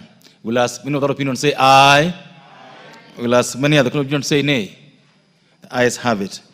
Honourable members, I now propose the question that the new clause 5A be part of the bill. I put the question, members, that the new clause 5A be part of the bill. We'll ask many of that opinion say aye. We'll ask many other opinion say nay. The ayes have it. We go to the next order. All members, I wish to recognize in the presence of the speakers in the speakers gallery the presence of students from St. Joseph Girls Kipsaina, KO South Constituency, Elgeyo Marakwet County. They are welcome to Parliament to follow our proceedings this afternoon and to the Houses of Parliament. Thank you. Next order. New clause 6A. All members, I propose the question. No, I wish to call the mover to move the new clause 6A for second reading. So, Honorable Chair, I beg to move that new clause 6A be now read a second time. As you may recall, Honorable Chair, we did move an amendment on tax paid on digital assets, moving it from the transaction amount to fees. And therefore, this is a subsectional amendment that now is seeking now to introduce a new clause so that that digital asset tax is now based on the fees charged on virtual asset providers and not on the transaction amount. I beg to move, Honorable Chair. Members, I propose a question. The new clause 6A being read a second time. I think it's self-explanatory. And now put the question that the new clause 6A be now read a second time. Will ask many of the opinion say aye. Will ask many of the court of opinion say nay. Ayes have it. I now propose the question, members, that the new clause 6A be part of the bill. I put the question that the new clause 6A be part of the bill. Will ask many of the opinion say aye. Will ask many of the court of opinion say nay. Ayes have it. Provisions relating to the Value Added Tax Act, Cap 476, Clause 30 and 31. Members, I propose a question that clauses 30 and 31 be part of the bill. Because there are no amendments, I put the question that clauses 30 and 31 be part of the bill. Will ask many of the opinion say aye. Will ask many of the court of opinion say nay. The ayes have it. Clause 32. I propose a question, members, that clause 32 be part of the bill. Chairperson. So, Honorable Chair, just to give a brief of where we are so far, the Finance Bill of 2025 was seeking to amend 5 different laws: the Income Tax Act, the Value Added Tax Act, the Excise Duty Act, the Tax Procedures Act, and the Miscellaneous Fees and Levies Act. So far we've now dealt with all the proposed amendment in the Income Tax Act, and now we are now in the next statute that now this Finance Bill is seeking to amend, which is a Value Added Tax Act. So, Honorable Chair, I beg to move that clause 32 be amended as per the order paper. This amendment is seeking to retain the provision allowing the option to offset excess tax under any written law. And paragraph EA, we are saying that this was introduced to allow refunds for incidents of permanent credits arose due to changes in rates of tax. While the intention was to resolve an issue caused by legislation, the provision has failed to take effect due to technical drafting flaw. So, Honorable Chair, this particular provision, to avoid all the tax refund requests that KRA seems to get every time, that I alluded that we have only a budget of around 5 billion, despite tax refunds going to in excess of 50 billion shillings, Honorable Chair.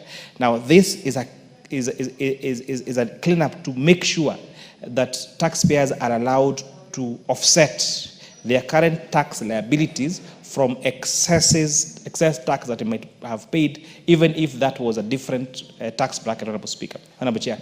That would mean that in the event, for example, you had overpaid your input tax, you are allowed to offset your input tax, whether from your corporation tax, from pay as you want, or from any other tax head that you may have in your tax obligation. I beg to move, Honorable Chair. Thank you. All members, I propose a question that clause 32 be amended as proposed by the chair. Yes, Honorable Member for Funyula. I sincerely thank and I want to strongly support this amendment as moved by the chair of the committee. All taxes are paid to KRA. It is received, whether it's different accounts or what, it all belongs to KRA.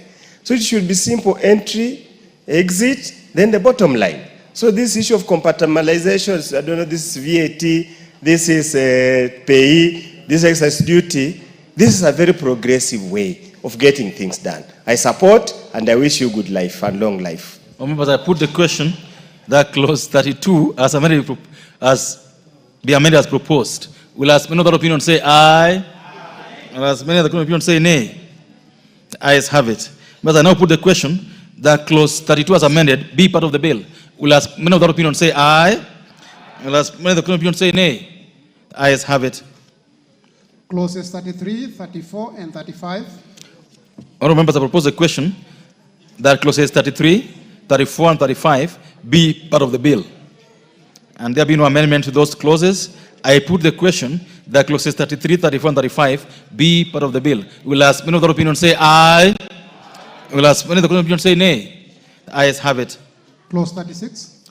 Members, I propose a question that clause 36 is part of the bill. And that clause 36 has 3 proposed amendments. One by the Finance Committee, another by a little majority, and one of the Honorable Wangui. So if we carry the chairperson's amendments, then the other ones will fall accordingly. The amendments have to be moved first before you talk to it. You have to move the amendment, Chair.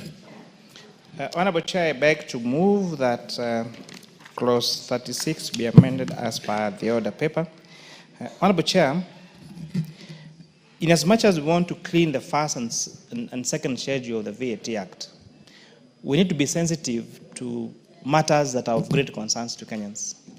And although this zero rate and exempt status has been largely abused by some of these enterprises, Honorable Speaker, Honorable Chair, there's some commodities that are so essential that we cannot, that we should not move them from zero rate, Honorable Chair, to exempt or standard rate as proposed in this particular bill, Honorable Speaker. And we singled out a few of them. One of them being transportation of sugarcane. Because, Honorable Chair, why sugarcane stands out is because sugarcane is such a bulk item, such a heavy item, that one of the largest costs in value addition of sugarcane is actually the transportation cost of those particular sugarcane, Honorable Speaker. Secondly, is zero rating status of electric motorcycles, electric bicycles, Honorable Speaker. As you've noticed, nowadays, if you move around Nairobi, most of the boda guys and most of the taxi hailing services that do deliveries are both electric motorcycles and electric bicycles. And Honorable Chair, we noticed something very unique, especially the inclusion of electric bicycles, Honorable Chair, in our country has actually made even, especially ladies, now do that taxi hailing services even more. Honorable Chair, as you move around Nairobi, you'll see there are these motorcycles that have their lights on and they have something round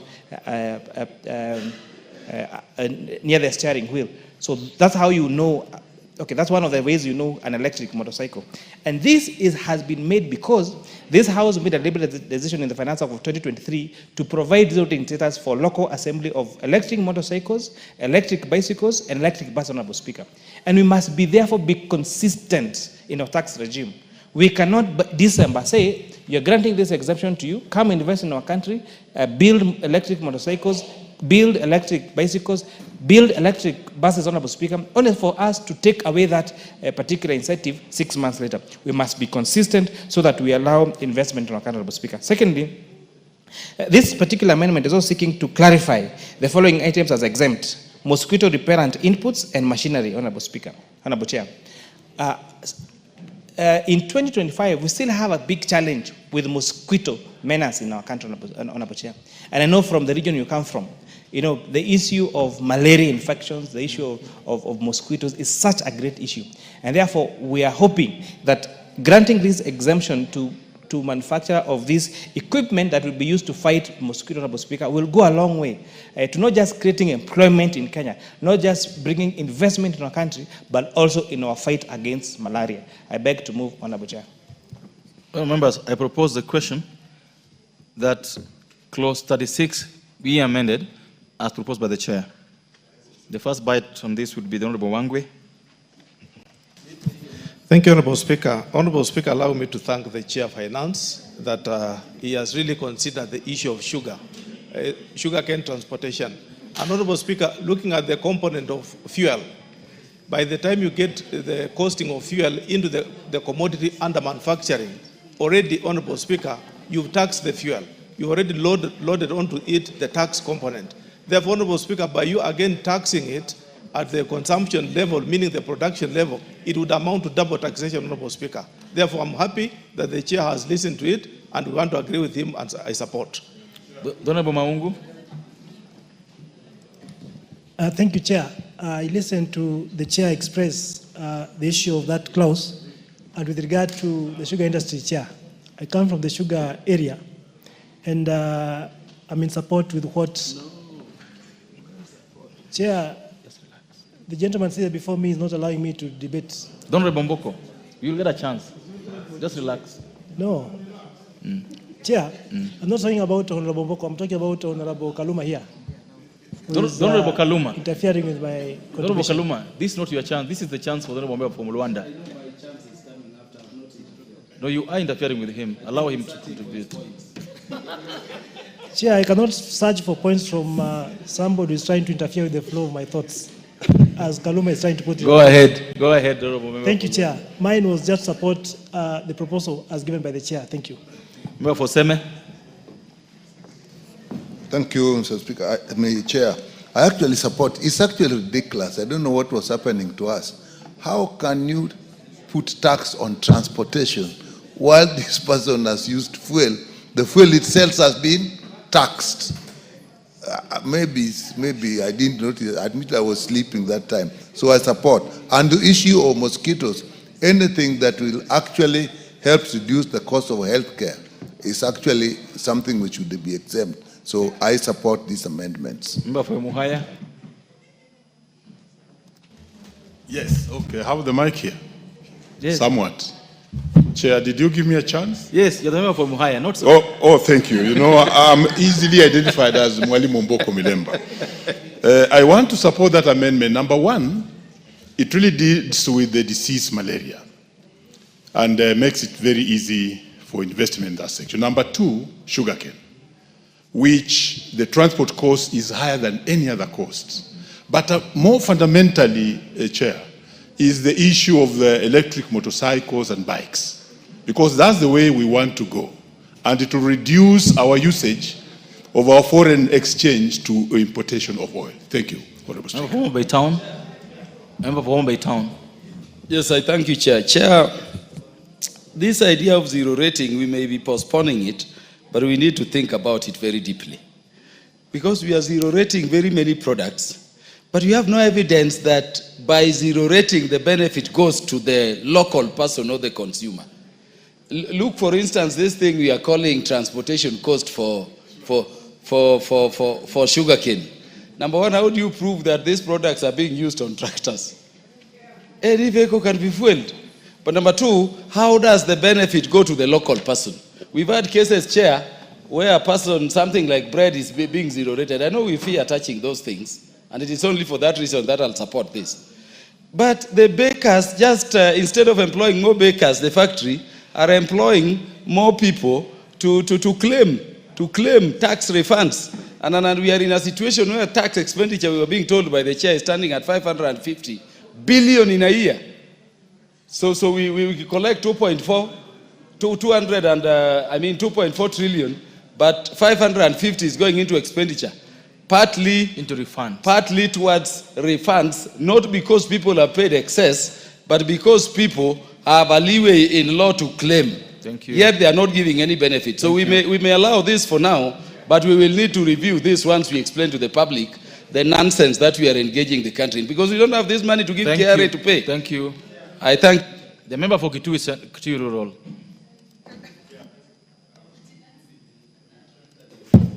Chair, let me also support this amendment. Chair, the tax expenditure in this country, as it has been indicated, is 550. Of this, 60% is on VAT alone. And here, we cannot really say, because what is happening is that most of these manufacturers, they still input the VAT at the final product. Then they go back and claim input VAT.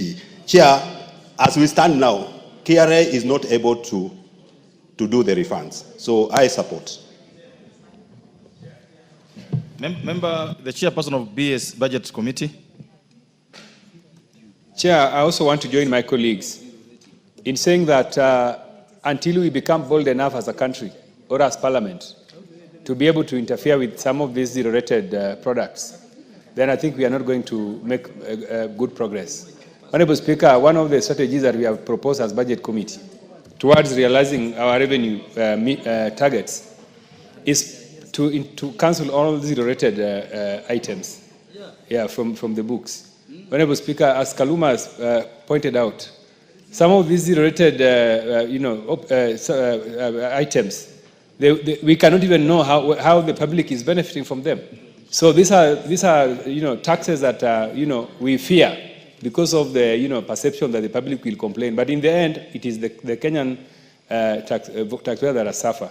If we can be able to cancel even half of some of these zero-rated items from the books, we are going to save about 400 billion. Honorable Speaker, imagine 400 billion savings that we will make. We are paying 1.1 trillion interest on debt. Look at how much money we will have for development. So going forward, I think I want to request the chairman of Budget Finance Committee that we can tabulate all these zero-rated items, and then we basically cancel them. We'll make good progress. Thank you. Members, I now put the question that clause 36 be amended as proposed by the chair. Will ask many other opinion say aye. Will ask many other opinion say nay. Ayes have it. I now put the question, members, that clause 36 as amended be part of the bill. Will ask many other opinion say aye. Will ask many of the opinion say nay. Ayes have it. Members, the amendment proposed by the Honorable Youth Leader and the Honorable Wangwe therefore fall because we've carried these amendments in the chairperson's amendment. Clause 37. Members, I propose the question that clause 37 is part of the bill. Chairperson. Honorable Chair, I beg to move that clause 37 be amended as per the order paper. As we notice, Honorable Chair, on the bill, now having now made the decision on clause 36, because 36 was now deleting these particular products from the second schedule, that the zero rate. Now, section clause 37 was taking them to exempt. And therefore now the proposal now to delete this particular proposal, because some of those products we have now carried, that we have continued to have them remain as zero rate, and therefore now the consequential amendment on clause 37 therefore falls, Honorable Chair. And I want to really agree with the sentiments that have been made by my colleagues. Our tax zero rate and exempt status, Honorable Speaker, has largely been abused. However, Honorable Chair, one of the temptations we should not avoid is now throwing the water and the baby with the bathwater. Yes, Honorable Chair. However, we have tried to cure this by creating a clause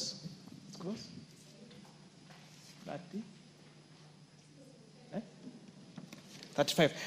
We have tried to cure this by introducing a clause 35. 36A, you mean? And if I carry you clause 35, that we are amending the VAT Act by inserting the following new paragraph: where a person imports or purchases goods or services which are exempt or zero rated, and the person subsequent disposes of or uses the goods or services supplied in a manner inconsistent with the purpose for which the goods or services were exempted or zero rated, the person shall be liable to pay tax on the goods or services at the applicable rate at the time of disposal or inconsistent use. So we are trying to tighten, even as we wait to clean up the first and second schedule of the VAT Act, to now try to require, Honorable Chair, that where someone uses the goods, as Honorable Kaluma explained on the transportation of sugarcane, in a way that is inconsistent with the reason why that particular good was exempt or zero rate, then they will be required now to pay the equivalent of that tax on a China. Hoping that KRA will use this administrative and legislative framework to try to cure the mischief around this zero rate and exempt status, Honorable Chair. Members, I propose a question that clause 37 be amended as proposed by the chair. Honorable Wundo. Chair, let me also join my colleagues in joining this debate between zero rating and exempt. As for now, Chair, the purported proposal by Treasury to move from zero rating to exempt would have automatically resulted in some minimal price increases, which at this particular point in the moment would have been a very bad decision in view of the prevailing economic circumstances. Again, when you meet many of the traders and the business people, they want some element of consistency and predictability. I totally agree that these tax expenditures might not necessarily benefit the end consumer. But eventually, we must find a way of putting a timeline when this, from zero rating to exempt will happen, so that everybody knows after 2 to 3 years, this is what will happen. But just all of a sudden, it was changes last year, another changes here, it's so disruptive. So as my colleagues have said, and let me throw to the committee, we need to start a process that can be predictable over time. That this will change this way, this will change the following year, so that everybody prepares adequately. Thank you, Honorable Chair. Thank you. Honorable Wangwe. Thank you, Honorable Speaker. Honorable Speaker, once more I want to thank the Chair of Finance. By him now correcting the issue after the voting in the Section 36, it puts to rest, Honorable Speaker, Honorable Chair, any avenue for corruption. What is likely to happen, Honorable Chair, is that the tax agents will take advantage that this is not aligned with the initial provision in a Section 36. Now to even now go and find out more in terms of pushing the traders to give them more money for nothing. Therefore, Honorable Speaker, the cleanup is important, is timely, and I would want to say thank you, and I support this amendment. Members, I put the question that clause 37 be amended as proposed by the chair. Will as many other opinion say aye? Will as many other opinion say nay? Ayes have it. I now put the question, members, that clause 37 as amended be part of the bill. Will as many other opinion say aye? Will as many other opinion say nay? Ayes have it. Members, there was a proposed amendment by the Honorable Wangwe, which falls because the substance of the same has been carried by the committee's amendment. New clause 30A. The Honorable Chair move new clause 30A for second reading. Honorable Chair, I beg to move that clause 38 be now read. No, it's 30A. Oh, new clause 30A. 38 and 30A. Clause 30A. So, Honorable Chair, I beg to move that new clause 30A be now read a second time. This amendment is seeking to provide that the VAT payable on disposable realization of a security for a debt should be paid by the debtor. Honorable Chair, this new clause reads as follows. Section 5 of the VAT Act is amended by deleting subsection 3 and substituting therefore the following new subsection. The tax on taxable supply shall be a liability of the registered person making the supply and subject to the provision of this Act relating to accounting and payment shall become due at the time of supply. Provided that where the taxable supply involves a sale or an auction of goods or recover and paid debt to enforce or give effect to a security charge or encumbrance, tax on the taxable supply shall, subject to the provision of this Act, be the liability of the debtor. Honorable Chair, as you may, for example, if a credit lending entity recovers an item from a security item from you, so maybe it was a motor vehicle, then the sale of that item is a vatable transaction. So this now, the creditor wants to recover the debt that they advanced you. And therefore now we are requiring that the debtor be the one who is eligible to pay for the tax payable for that particular good when now it's being auctioned or repossessed from the debtor. So we are taking the obligation from the creditor to the debtor. I beg to move, Honorable Chair. Members, I propose a question that new clause 30A be read a second time. This is Honorable Mboko. It's important that, Chair, you come back and clarify the real importance of that process, because you are now transferring the tax to be paid by the debtor. Thank you. So that the country and ourselves, especially me, I may understand how beneficial this will be. Thank you, Chair. Member for Nandi. Honorable Chair, I think Mwalimu Mboko Milema has been able to prosecute my concern as well, because, Honorable Chair, looking at it, it looks like the person who was not even able to to settle their bills or their debts is again added a further liability of paying the taxes that is owed by the taxing institution. So, Honorable Chair, I think the Chair should do us justice to explain it to us so that probably we can get another perspective, because so far the perspective we are getting is an addition of a burden to the person who is already not able to pay their debts. Member for Samburu West. Thank you, Chairman. I do not understand the import at all of this amendment, Chairman, because the creditor will probably sell whatever needs to be sold and will be able to recover not only the amount that was owed, but including even profit, whatever, they'll get more than probably because maybe what you used as a guarantee will be sold at a more expensive, they will receive more money. And then the person who was not able to pay that loan or debt is now being told, pay tax, you pay tax. So I don't understand how KRA will be able to raise money from this. It should just continue to be the creditor so that when they're disposing whatever asset it is, they factor in the tax. So it is important for the chairman to explain this, otherwise I will definitely oppose. The Honorable, I don't want a debate on this matter because the question is the same. She should just clarify to us. The member for Dagoretti North. Thank you, Chair. Mine is just to understand. You see, when you bring in such a proposal, you must start asking yourselves who are normally the debtors and who are the creditors. I think that is what every Kenyan will be trying to ask he or herself.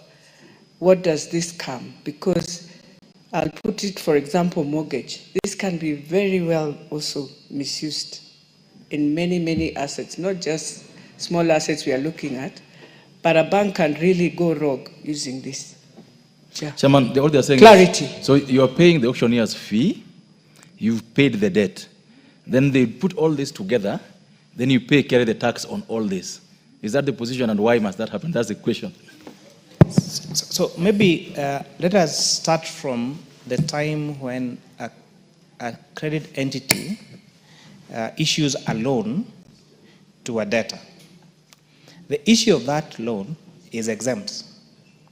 So the issue of that loan, when they are loaning you for this to buy your asset, then that is an exempt transaction.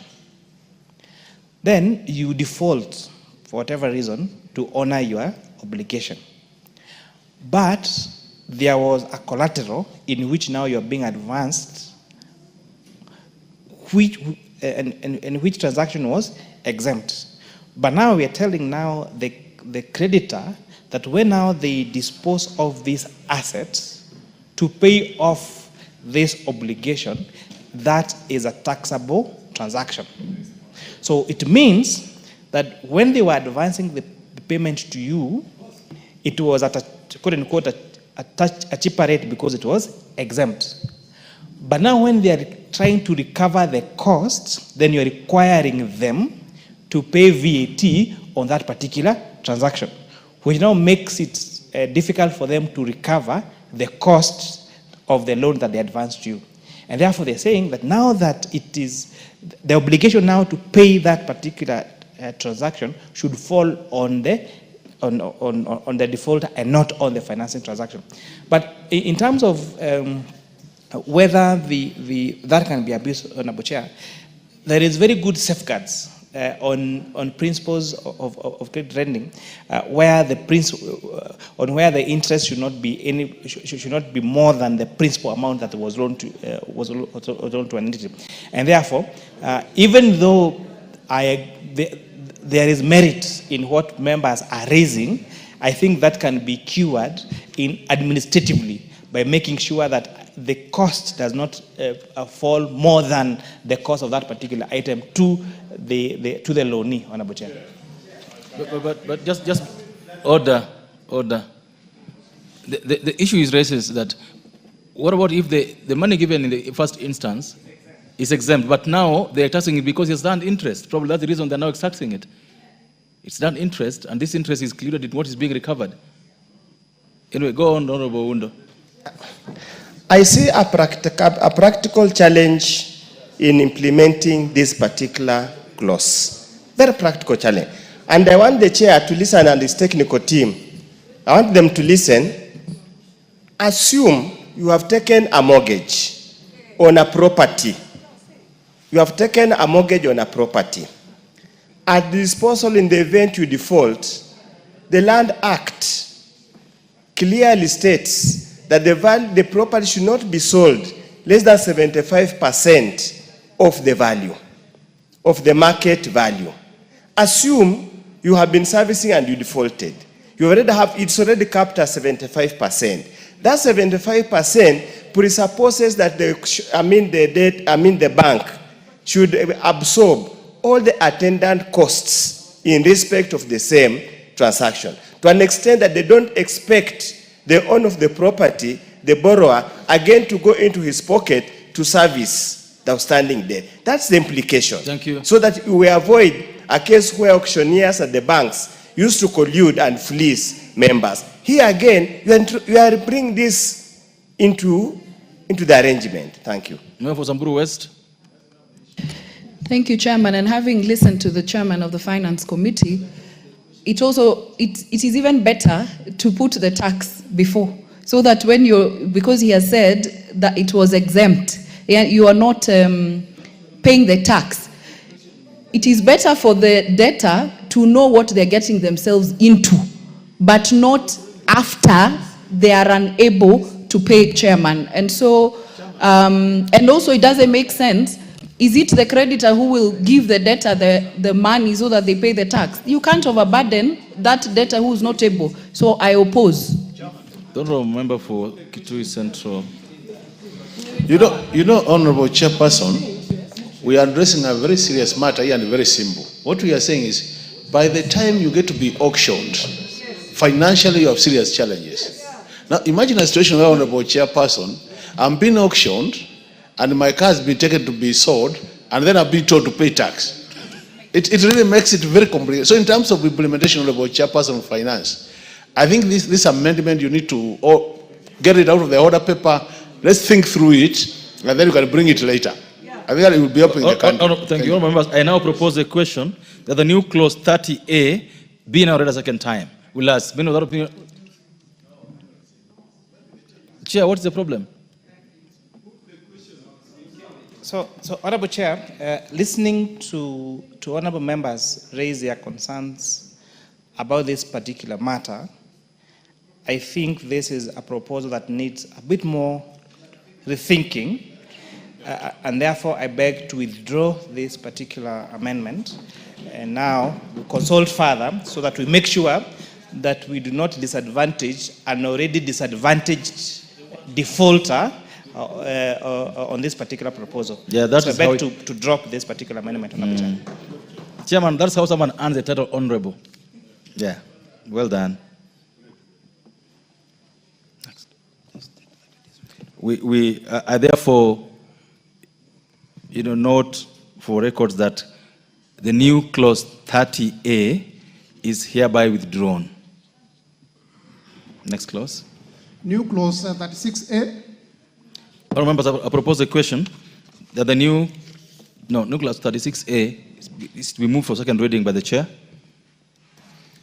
Thank you, Honourable Chair. Honourable Chair, I beg to move that new clause 36A be now read a second time. So, Honourable Chair, this, as you may recall, we used to have, I think it's called AFCO, the entity that used to supply goods and services to our great men and women in uniform. However, this has since changed to Defence Forces Welfare Services. Honourable Chair, and therefore, this is in line with the amendments we made in December in our tax amendment clause to now provide that services and goods being offered to our women and men in uniform be exempt from taxes, Honourable Speaker.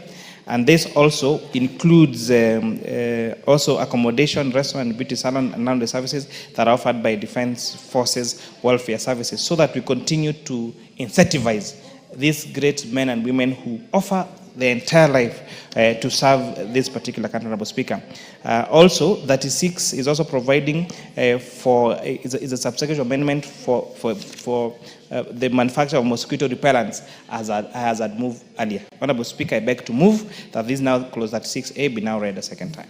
I propose the question of members that the new clause 36A be now read a second time.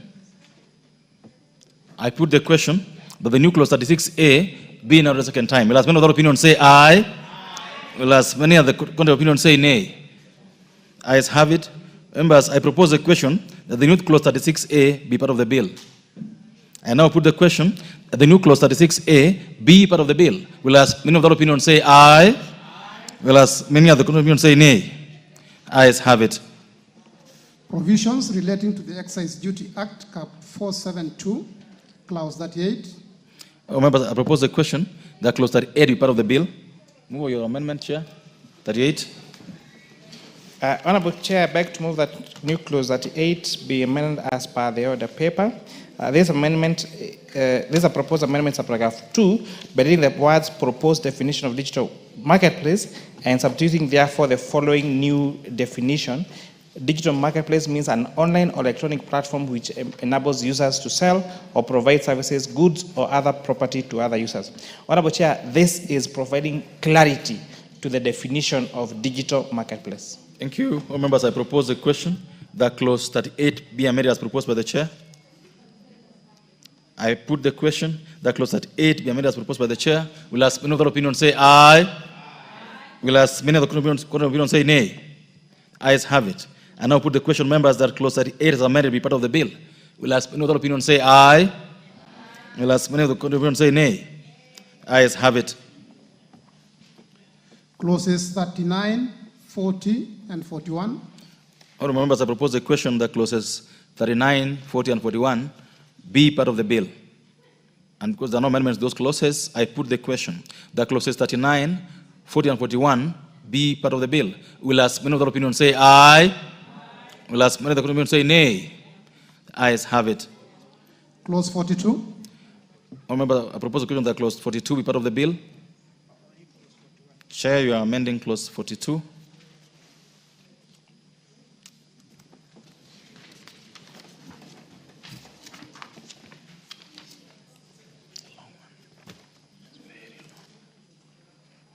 Honorable Chair, I beg to move that clause 42 be amended as per the order paper.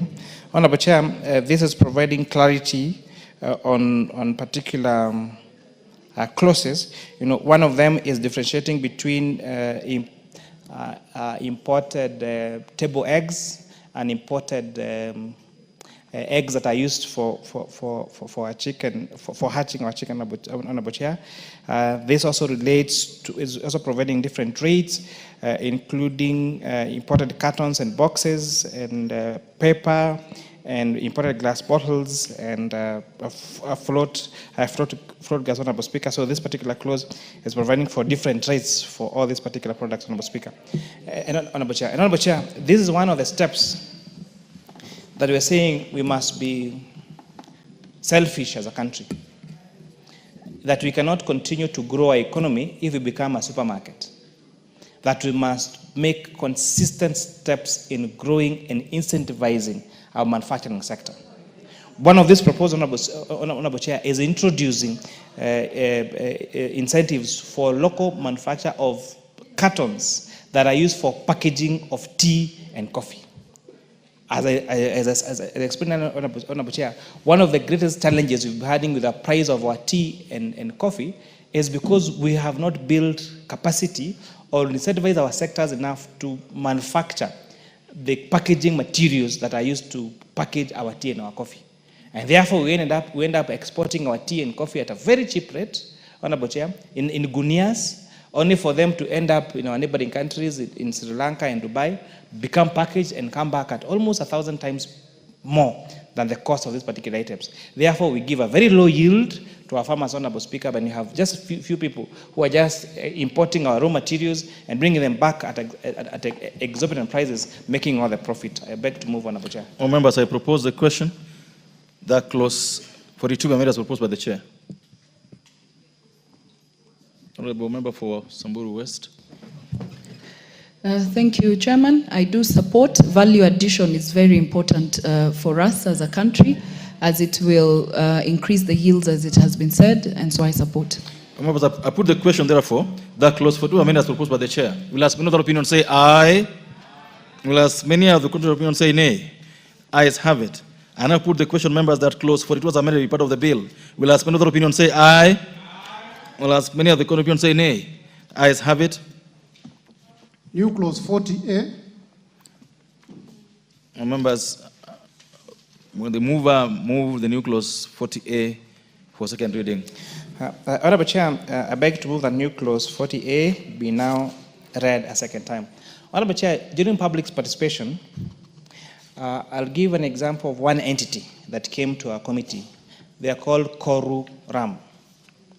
This is a manufacturer based in Koru, in Muhoroni, who converts sugarcane into methanol and prepares a fantastic ram.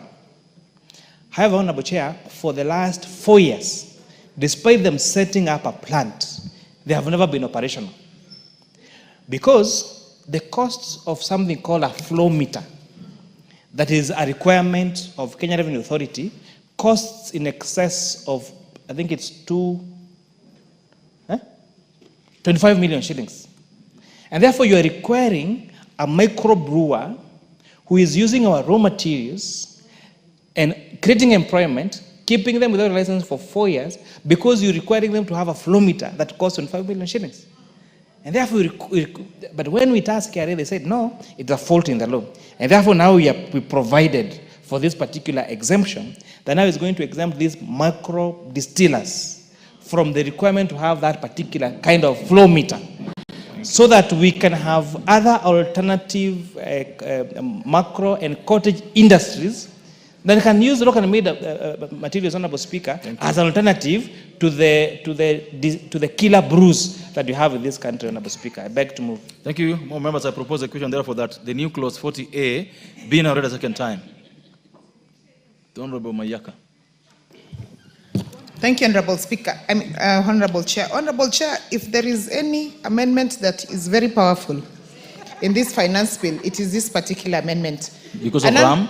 Yes, because of the RAM, Honorable Chair. And I'm speaking as someone who has seen our distillers in Nyamira County making wine out of bananas and sugarcane, and how much they have put very creative, a lot of creativity into it. So, Honorable Chair, this particular one I support with every fiber of my bone. Oh, members, I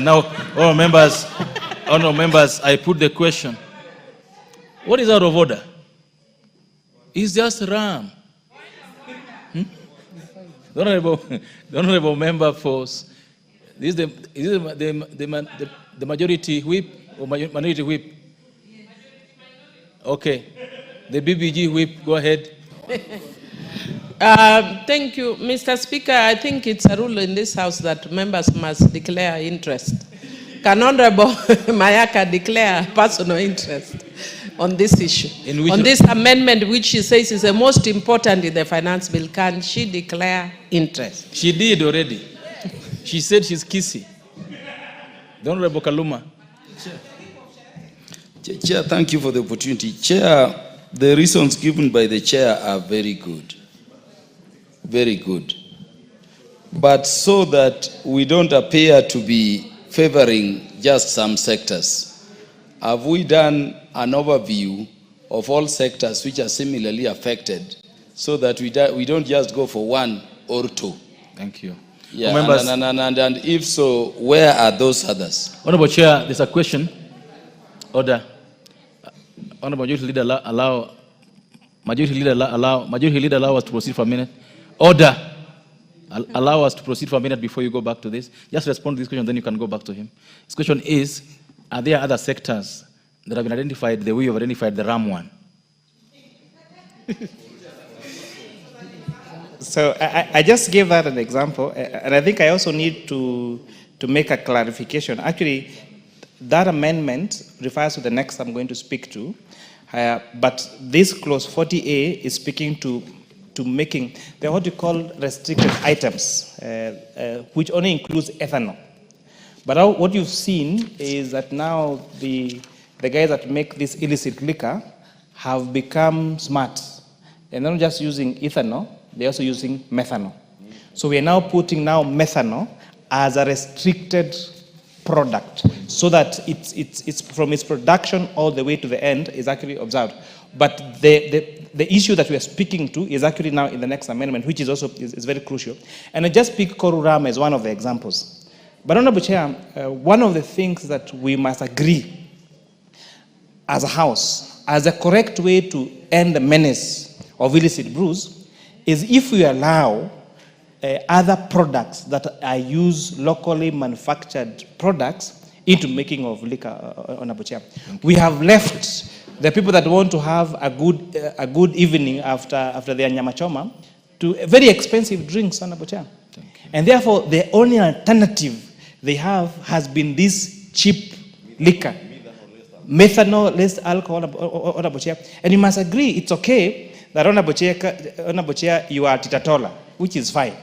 But we must agree that Honorable Kimani Ichung'wah here likes to enjoy his drink after having his nyama choma, and we must provide him with other alternatives. Chair, you know where I come from. Chair, you know where I come from. We make the best changa. So it doesn't matter whether I'm titular or not. But so to be clear, order. So just a minute, Chair. So to be clear, 40A is about restricting the importation of methanol. You have to be clear like that. That 40 is about restricting importation of methanol to make so that we're able to use more healthier ways of making our alcohol. Is that okay? All members, I therefore put the question that the new clause 40A be now read a second time. Will ask another opinion say aye. And ask another opinion say nay. Ayes have it. Members, I propose the question therefore that the new clause 40A be part of the bill. And now put the question that new clause 40A be part of the bill. Will ask another opinion say aye. And ask another opinion say nay. Ayes have it. New clause 41A.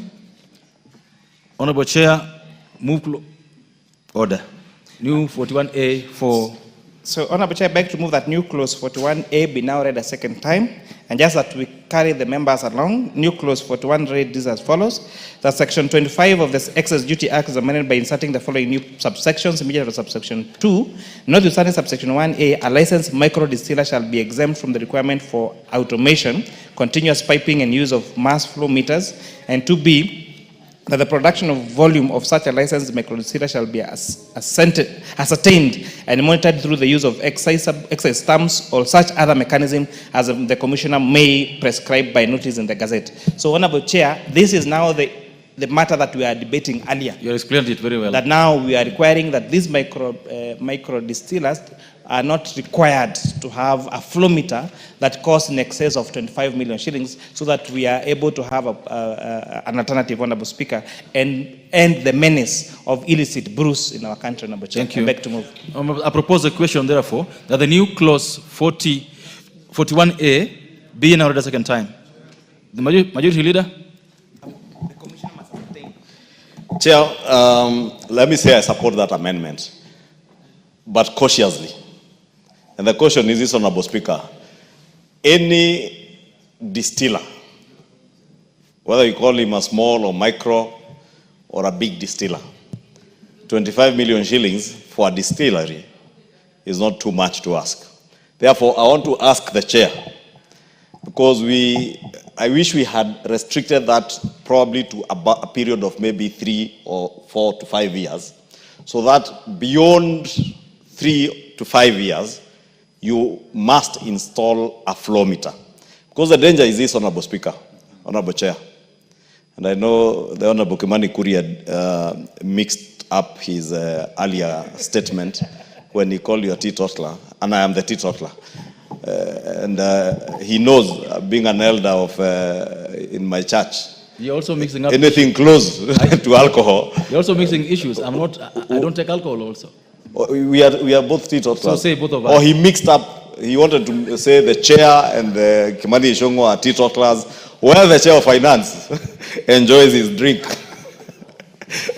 Because me and you know, my church, if I came anywhere close to these things, I would be excommunicated.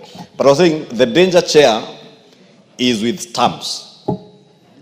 Chair, you know, whether it is cigarettes, whether it is drinking water or alcohol, the affixing of stamps on bottles and cigarette packets has been riddled in the past with a lot of many fake stamps. Many done from China. They are sold in the streets, back streets in downtown Nairobi. Therefore, maybe I would want to ask Chair, maybe in the subsequent bill, we restrict this flow meter business to a period of a maximum of 3 years. After 3 years, anyone who is in business should have made money to install the flow meter. Because the flow meter, you will never cheat. But with stamps, cheating will become the order of the day. So I will support for now, but probably ask the chair, maybe in the next year, to ensure that we restrict that particular provision to be time-bound, maybe to a period of 3 to 5 years. Any business that has operated for 3 to 5 years in the distillery world should be able to make money. And lastly, Honorable Speaker, although it's overtaken by time, let me support the issue of regulating the production of methanol. Because if there is anything that has killed people in this country, especially young people, is consumption of illicit alcohol. The illicit alcohol that is sold to many people in our villages is not ethanol. Most of it is methanol, an industrial alcohol that should never be consumed. Therefore, controlling its production is very commendable, and I thank the committee. Thank you. The member for Githunguri. Chair, thank you very much. I rise to give my reservations to the proposal that is made by the chair regarding flow meters. In as much as I support any effort to regulate illicit alcohol manufacturing in this country, and in as much as we come up with such recommendations like introducing flow meters, we need to be careful. Because we don't know, some of us don't know, and would want to understand from the chair, these flow meters, how much are they? Is this a heavy investment that will make small businesses not able to afford these flow meters? He said it's 25 million. It is 25 million. So it means that once we introduce these flow meters, in as much as we want to discourage the illicit alcohol manufacture in this country, we might force some people out of business, which are legal business. They have been making the right quantity, the right quality of alcohol. 25 million is hell lot of investment. So how are we going to make sure that we don't force people out of this business? Thank you. Number two, Mr. Speaker and Mr. Chairman, I am worried that in this proposal where the chairman is talking about the commissioner, we are giving commissioner of taxes a lot of powers. And these powers, if they are not checked, they are going to be misused. Member for Seme. No, this is the last person on this. Please allow me to remove. As I support these amendments, an issue is coming here, which seems to be an issue of regulation. Why is a flow meter necessary? And if you go back to why would you use methanol if you can use ethanol? So the question that is coming to me we should look at, and then maybe we'll have to look at, is there some regulatory function that is left loose so that we are trying to solve that through taxation, where we would have actually just needed a regulator who would know we need that. So I think that is, Mr. Speaker, that's what I think we should look at in the alcohol industry. How is the regulation done? What are we missing out? I support. 1 minute. Thank you. 1 minute. Honorable Kaluma. Yeah, I have a question to the chairman. Chairman Finance, I have a question. Order. And maybe... There's a question to the chairman. Yeah, the chairman needs to follow. My question is this. For those who already have the flow meter, what happens to them? I need to know, because now we're introducing the stamps. Yeah. So will they continue and the stamps or together? You know, it's important to know. Thank you, Chair. And Chair, before you answer, for the sake of what Honorable Chingwa has said, is there a way, because Kenyans are innovating, can't we get cheaper flow meters? Can that be innovated? Chair, you answer that so that we can make progress. So thank you, Honorable Chair. And I really share with all the sentiments raised at the floor of this House, including the ones raised by my senior, the leader of majority. So 2B is providing for the production volume of such a licensed microdistiller shall be ascertained and monitored through the use of accessible stamps. So the issue of accessible stamps is not optional. They must use the accessible stamps. The only matter we are exempting from, and these are the new micro distillers, the ones that are not ready in the market, the ones in the market must continue the flow meters, is now not requiring them to have that particular flow meter, because as you had explained, the cost of building a micro distillery is around 10 to 15 million. That is the entire capital investment to create a micro distillery. Now you're telling a cottage industry that has already invested 15 million to set up the entire plant, that they need to get another 25 million shillings just to have a flow meter. However, the issue of abuse of this particular clause is something that must also be awoke to as a house. And therefore, one of the recommendations that we should be making in our report and to Kenya Revenue Authority is then where they are not required to have a flow meter, then there needs to be a verifiable way of the use of that, whether it's ethanol on a chair, which includes technologies such as CCTV. Because the essence of a flow meter is, because methanol and ethanol, with the passage of this law, in addition of methanol, are now controlled products, is to show Company X received 1,000 liters of ethanol. How much liquor did they make from that 1,000 liters of ethanol? So to verify that that ethanol was actually used for the purpose in which it was supposed to be used for and was not leaked into the market now as illicit liquor on a chair. So we will find a way of now working with, communicating with the Kenya Revenue Authority and requiring these particular entities to provide evidence in a way that KRA can verify, another security agency can verify that this ethanol is actually used for the purpose in which it was acquired, because that is the essence of flow meters. And lastly, the issue of innovation. I think this is a business opportunity to any Kenyan who is listening to this particular conversation. A flow meter cannot be costing 25 million shillings. It just means that there could be some monopolies in that particular sector that is against the price so that they maximize on the returns. And therefore, if you're able to have cheaper alternatives, then that will be the best for the country. Oh, members, I now put the question, therefore, that the new clause 40, the new clause, we will have to make progress. There's a chance, order, the chance for you to contribute in the next phase of this. I put the question that the new clause 41A be out a second time. Will last minute opinion say aye? Will last minute opinion say nay? The ayes have it. I now propose the question that the new clause 41A be part of the bill. Honorable Thuku, quickly. Chair, thank you. On the same issue, you see, who is the merchant of these flow meters? Because this pertinent question that has been asked. Are there no cheaper meters, flow meters for the same? Chair, we have been using stamp duties.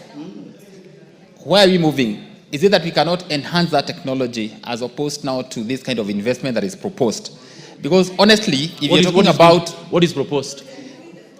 The flow meter. They're removing it. They're not introducing it. Exactly. What I'm saying is, we would wish to know, we have installed this accessible goods management system. There's an installation in KRA of accessible goods management system.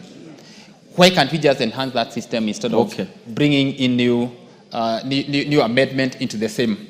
I think we need to relook deeper into this issue. We may not get a foolproof system whereby now we are going to account for the methanol or ethanol that has gotten into some industry or factory. And therefore, I think to some extent, I have reservation on this one. Honorable Kaluma, quickly. Yeah, Chair, I'm just seeking a clarification. I understand the flow meter, and I would request the majority leader to listen to me, to be a requirement. It's not the move of this. It's a requirement, Chair, so that you regulate the amount of these alcoholic products you unleash to the market, and to enable also the distillers to account for whatever they produce and unleash. And so there is a social good that it is playing. To date, I understand the chair to be saying that we want to create a pathway around which even distillers who have not installed the so-called flow meter can operate. That is what I understand him to be saying. And if that is the direction, then number one, I will oppose this provision. Because number two, for that societal good that we need to regulate what is going and account for them around alcohol, the reason as to why we impose, excise, tax. But for the other reason, Chair, that we will be creating disparities. Some people have incurred costs, installed these flow meters. You are allowing others to enter the market, without installing them. But ultimately, I wanted to make something which I'm making as the last point, Chair, if you would permit. Chair, you know when you come with a finance bill, there is the amount of money you target to raise. So unless we are explaining the amount of money we are costing the government in terms of revenue loss, we should not accept amendments. All members, I put the question therefore that the new clause 41A be part of the bill. Will ask another opinion say aye? Aye. Will ask another opinion say nay? The ayes have it. New clauses 42A, 42B, and 42C. Honorable members. Honorable Chair, move these three clauses for second reading. Honorable Chair, I beg to move that new clause 42A, 42B, and 42C be now read a second time. So, Honorable Chair, 42A and 41 and 42. So, 42A is seeking to impose a 5% excess duty on amounts deposited in a customer's wallet. And this amendment is seeking to impose excess on fees charged on transaction by virtual asset provider. So, two things. When you're placing a bet, the current acquisition regime is, say you have money on your mobile wallet, whether it's M-Pesa or Airtel money. And then you transfer that money to the wallet of the betting company.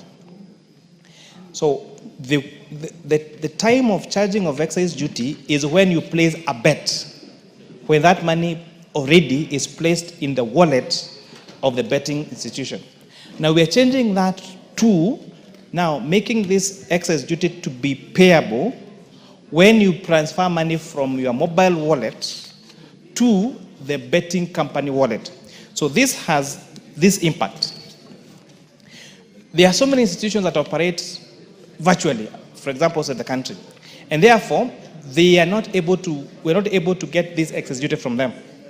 But now it means that every time you transfer money from their mobile wallet to the wallet of the betting company, then that is a time when excess duty is paid. And secondly is, again, as a question amendment to what we provided earlier on excess duty now being paid for virtual assets on transaction fee and not the transaction amount. 42B is defining the term amount deposited in the customer's wallet, as I have explained, and 42C is again as a constitutional amendment that I had spoken to earlier about accessible services offered by Kenya Defence Forces Welfare Services. I beg to move, Honorable Chair. Members, I propose the question that the new clauses 42A, 42B, and 42C be now read a second time. Honorable Makali Mulu. Thank you, Honorable Chairperson. Honorable Chairperson, 42C talks about the Defence Forces welfare again. And I was, even though we supported the earlier amendment, I know, you know, Honorable Chairperson, these things we used to call kafoka out there, they are not exclusive.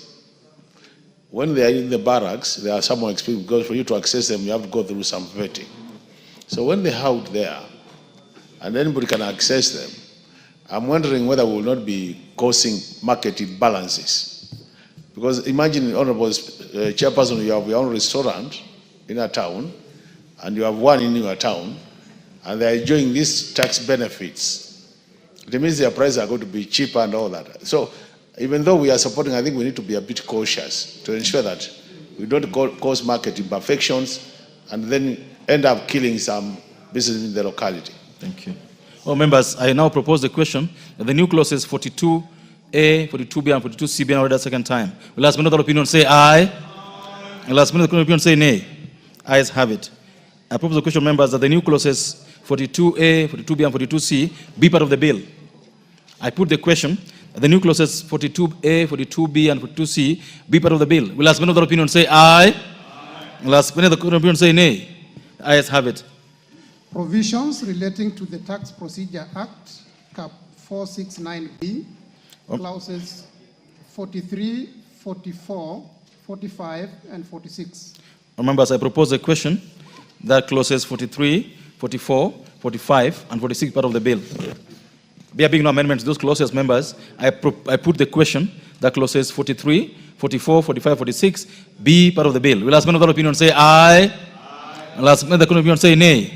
Ayes have it. Clause 47. I propose the question that clause 47 is part of the bill. Chairperson, clause 47. 42D.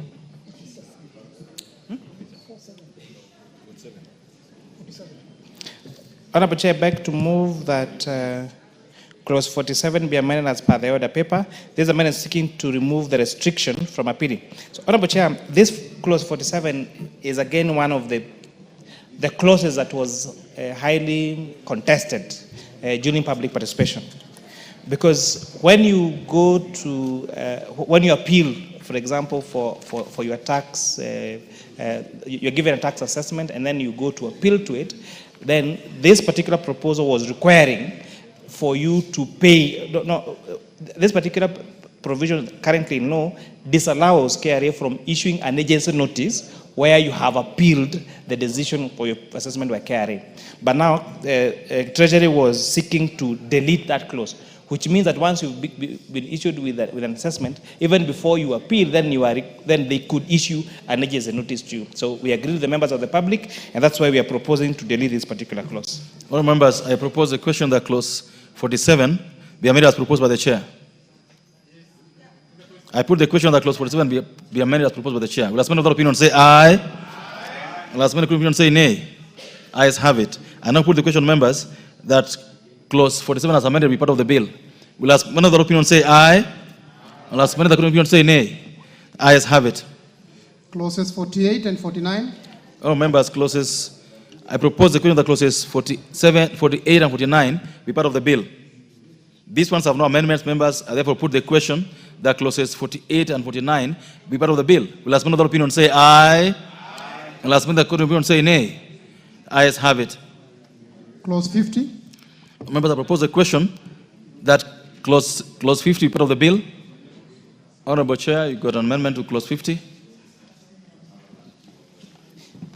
So, Honorable Chair, I beg to move that clause 50 be amended as per the order paper. This amendment is seeking to allow for offset of value-added tax payable on imports. So, Honorable Chair, this again came from public participation from especially our manufacturers that said, when they import raw materials for value addition, and those raw materials are subject to VAT, then they are not being allowed to claim that input VAT on the imports, Honorable Chair, when they are computing their output tax. And therefore, we agreed with the manufacturers so that we try to grow our manufacturing sector, and that's the import of this particular amendment, Honorable Chair. Remember, I propose a question that clause 50 be amended as proposed by the chair. I now put the question that clause 50. Chairman, budget, what is itching you? Chairman, I want to oppose that amendment. Which one? That amendment where we are zero rating the raw materials. Go ahead. Chairman, okay, I wanted to make an observation, Chairman, even before we go on. That point which was raised by Kaluma, where we are questioning zero rating of some or most of these items. There's no Kaluma in this house, member. Is this Honorable Kaluma? Yes, Honorable Kaluma. Honorable Kaluma, I would like to ask my counterpart, the Chairman of Finance, that at least we really quantify some of these things. I want to know the implication of the amendments in terms of revenue losses. I would like, Chairman, that we go that direction, so that any amendment that is brought before us, if it has an impact on raising revenue or lowering or cutting revenue, we need to know. Because otherwise, Honorable Chair, I'm going to move the appropriations bill here.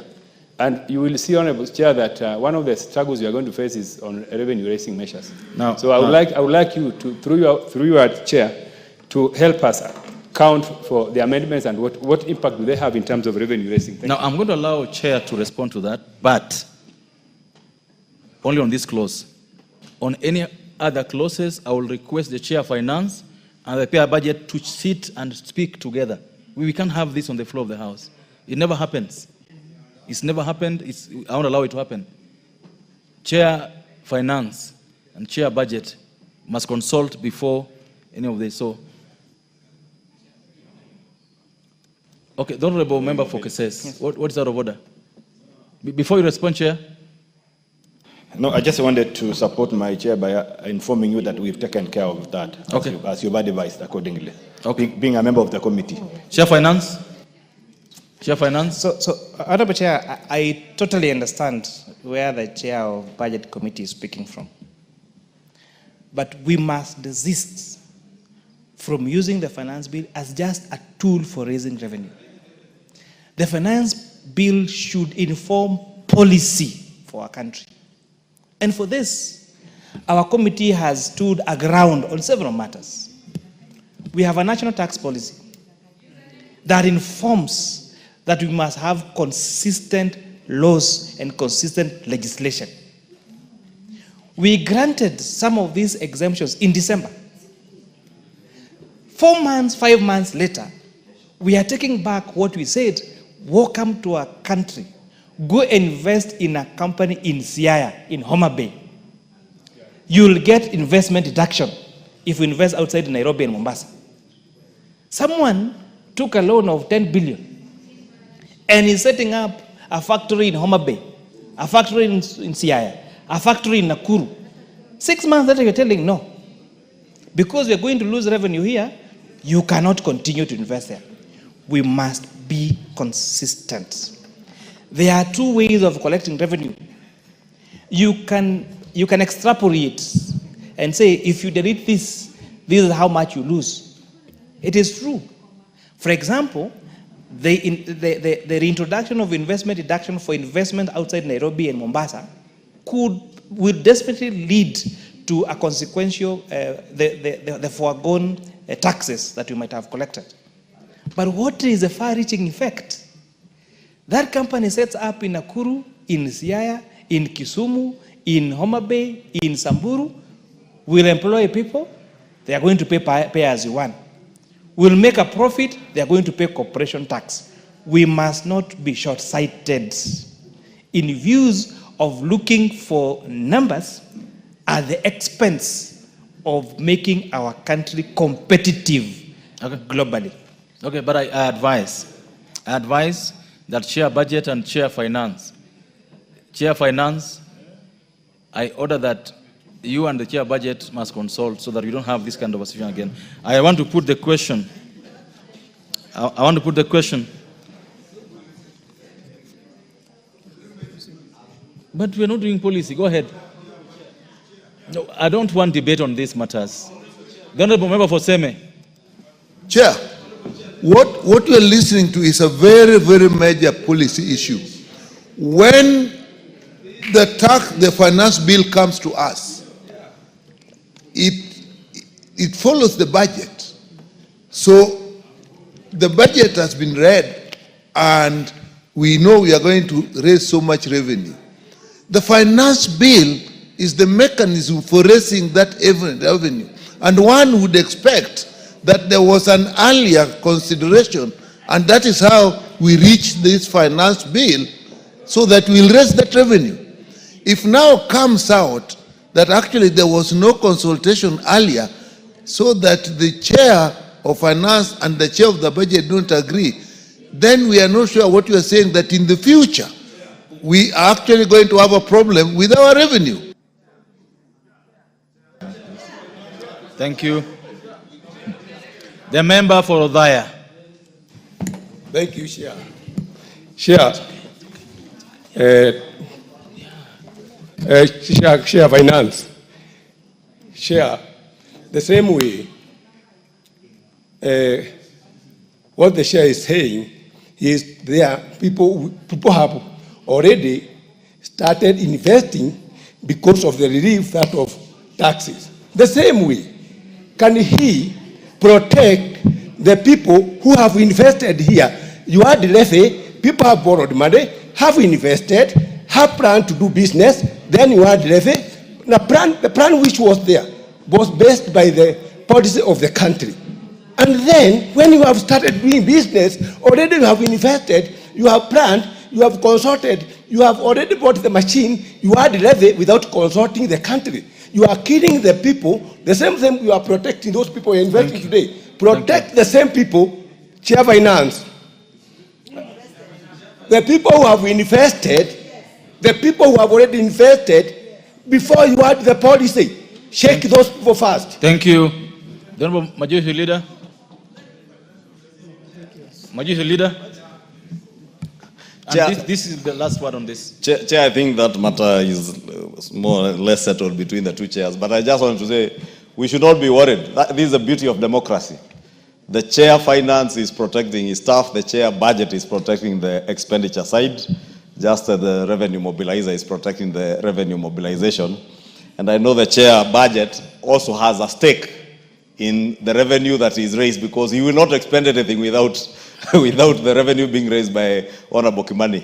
However, the two of them, the two chairs, have one common person between them, which is the National Treasury, that now will balance the expenditure side and the revenue side. So we shouldn't be worried. And they serve one country. I propose the question, honorable members.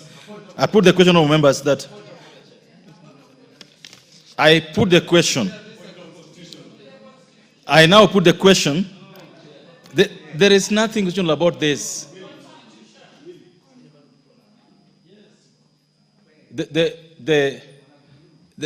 No, order. Let me listen to Honorable Kaluma. Let me listen to you. Just get your point first. But Honorable Kaluma, can you raise your point? Kaluma, you have the microphone. Kaluma, you have the microphone. It's not going anywhere. Honorable Speaker. It wasn't your chance, Honorable Mili. It was not your chance. Honorable Chair, I'm standing under the provisions of Article 114 sub Article 2. Order, members, order. Honorable Kaluma, you have 1 minute to prosecute this. No, but Chair, no, there go ahead. are consultations Go in front of me. Go ahead. You were part of that consultation. Why don't you give me order? You were part of this 30 seconds. I was not. Order, members. Go ahead. Yes. I thank you, Honorable Chair. Chair, my position is that the finance bill is a money bill under Article 114. And the finance bill having been brought, the requirement of sub-Article 2 is that if any amendments are to be proposed, the concurrence or consultation of the National Treasury Cabinet Secretary must be sought. Could we have confirmation that that happened now that the Chair of Budget and Appropriation and the Chair in charge of Finance and National Planning are appearing not to be in agreement? Thank you. Yes. A very simple matter, Honorable Kaluma. That is not for this House to decide. These amendments we're prosecuting were approved by the Speaker of this House. That is the only confirmation you need, and you have the confirmation. I now put the question, members, that clause 50 as amended be part of the bill. Will I spend other opinion say aye? Will I spend opinion say nay? The ayes have it. Clause 52. Members, I propose the question that clause 52 part of the bill.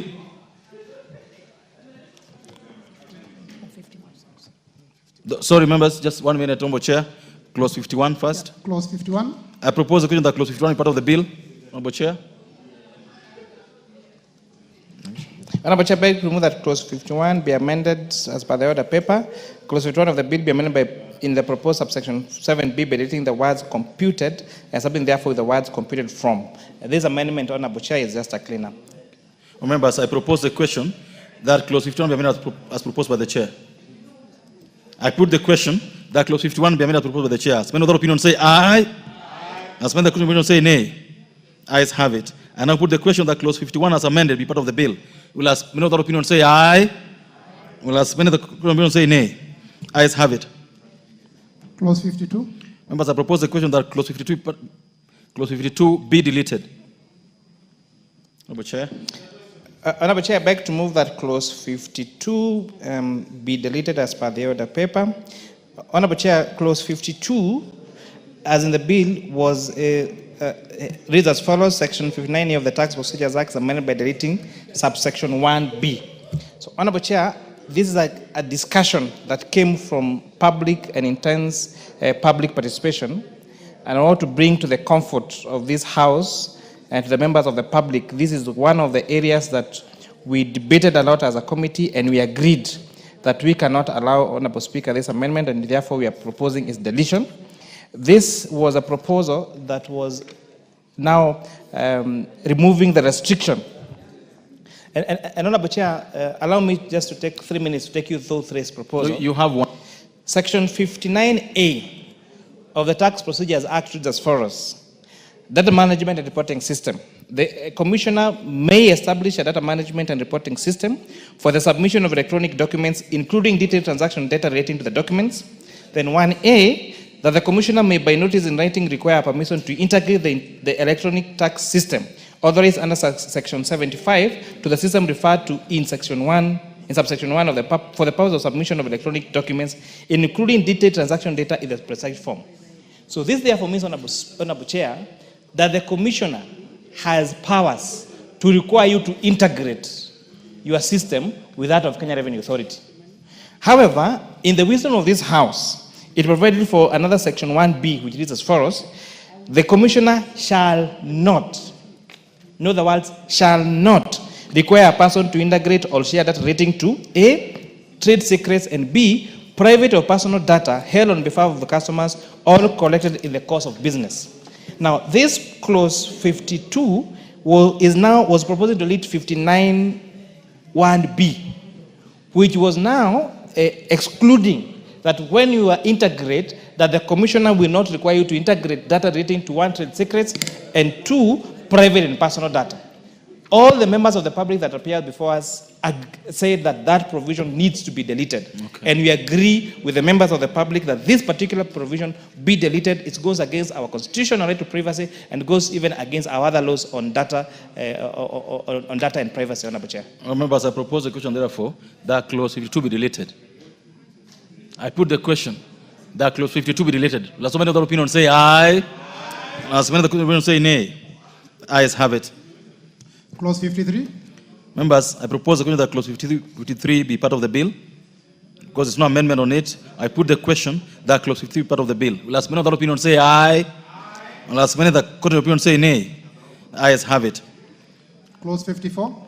I propose the question of members that the clause 54 be deleted. Honorable Chair, I beg to move that clause 54 be amended as per the order paper.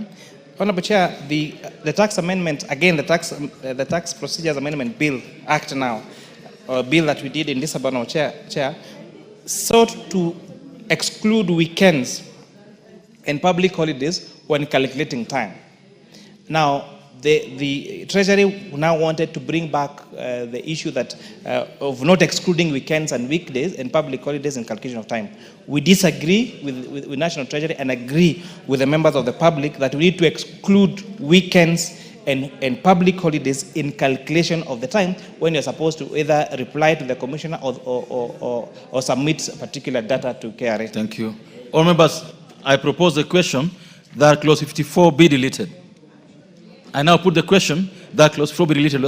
As many other opinions say aye. And as many other opinions say nay. Ayes have it. Clauses 55 and 56.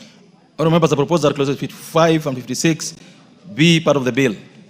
And because there are no amendments there, members, I put the question that clauses 55 and 56 part of the bill. Will as many other opinions say aye. And as many other opinions say nay. Ayes have it. New clause 42D. Honorable Chair, move clause 42D for second reading. Clause 42D.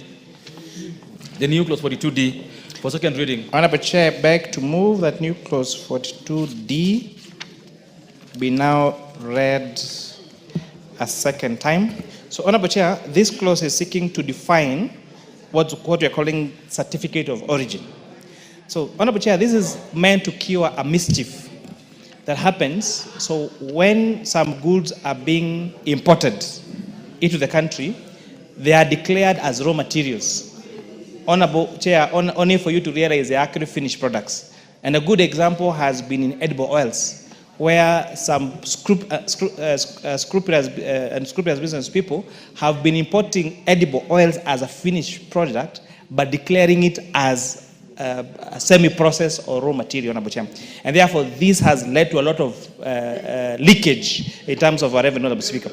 So we We are now requiring that during, Honorable Chair, the leader of majority party is naming some names, which I want to request to him to adhere to our standing orders when they need to name names in this house, Honorable Chair. So this now will require them that they must present a document from the certificate of origin, certified by credible institutions, to show what cargo is coming to this country. And this will cure now the issue of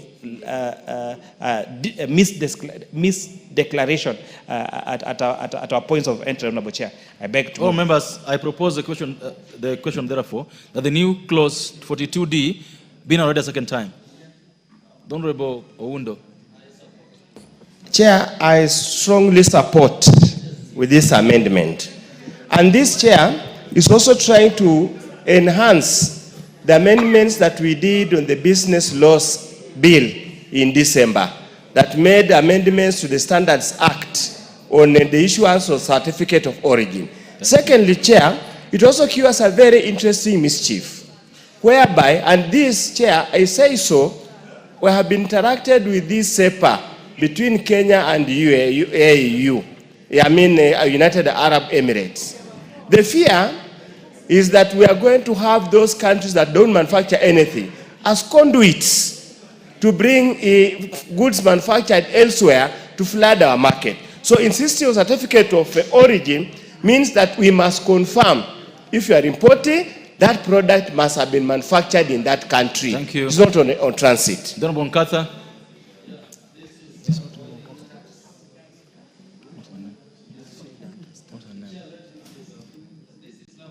Honorable Member, I cannot see your card. Go ahead. I don't know.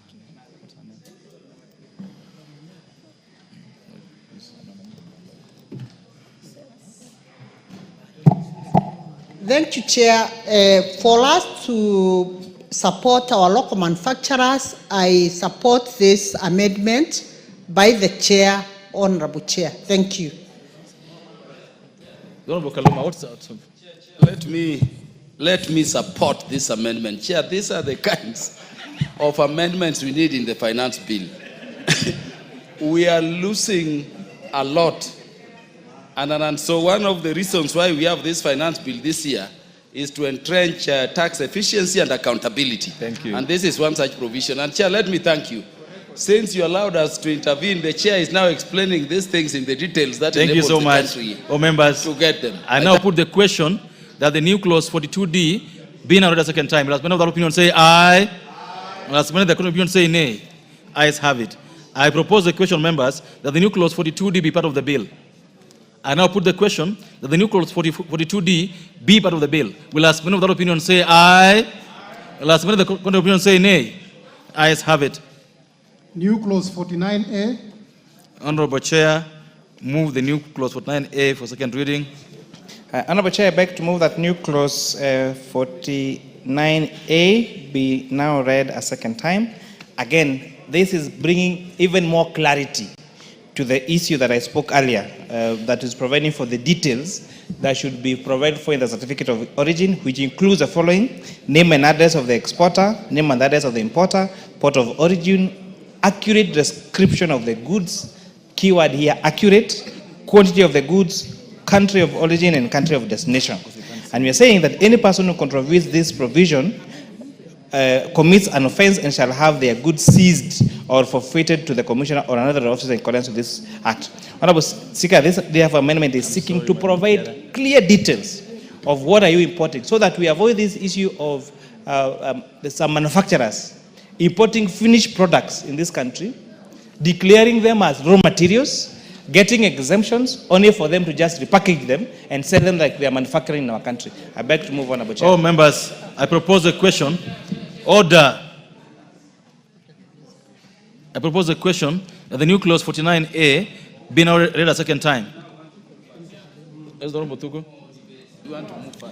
Thank you, Chair. This is a very important amendment. Actually, not just for manufacturers to declare what it is that they are importing. COC is a very important document, even in terms of making sure that substandard staff is not imported into this country. Therefore, I really support this amendment, and I believe it's enforced only that now these details have not been well captured. Now that the details are captured, we are going to rid off any kind of substandard importations. Thank you. This requires very keen eyes in implementation.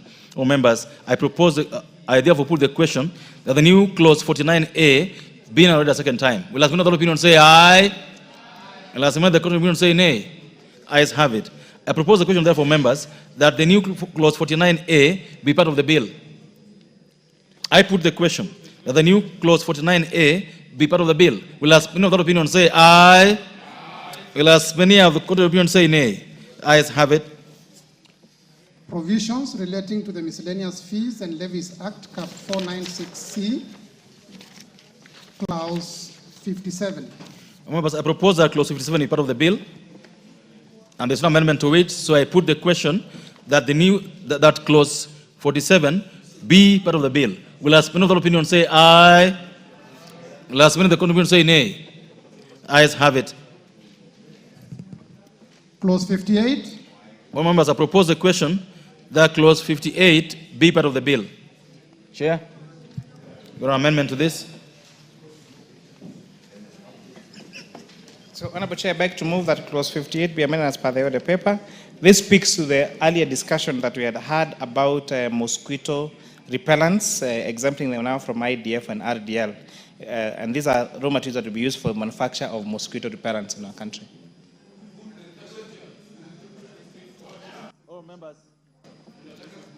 Oh, members, I order. Oh, members, I propose the question that Clause 58 be amended as proposed by the chair. I now put the question that Clause 58 be amended as proposed by the chair. Will as many of that opinion say aye? Will as many of the opinion say nay? The ayes have it. I now put the question, members, that Clause 58 as amended be part of the bill. Will as many of that opinion say aye? Will as many of the opinion say nay? Ayes have it. Clause 59. Oh, members, I propose the question that Clause 59 be part of the bill. Chair. Chair, Clause 59.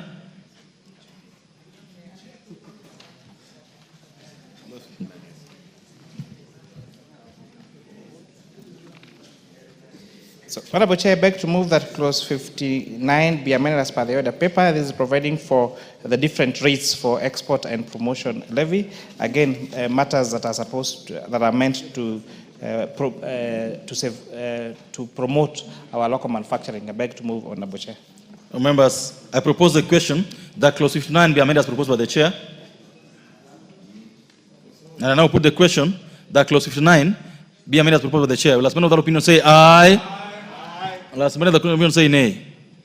Ayes have it. Members, I now put the question that Clause 59 as amended be part of the bill. Will as many of that opinion say aye? Will as many of the opinion say nay? Ayes have it. New Clause 56A.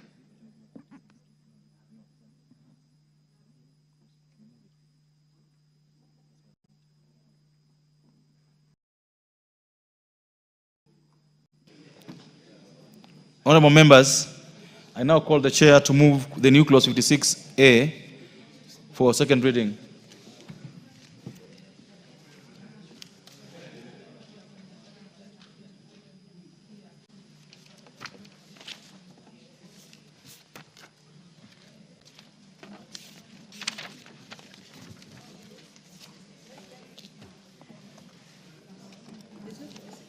Yes, there's a new Clause 56A on page 1655. Oh, yes, thank you. So, Honorable Chair, I beg to move that new Clause 56A be now read a second time. Honorable Chair, this is a provision that, again, we had in the finance bill of 2024 that was seeking to ring-fence 10% of money collected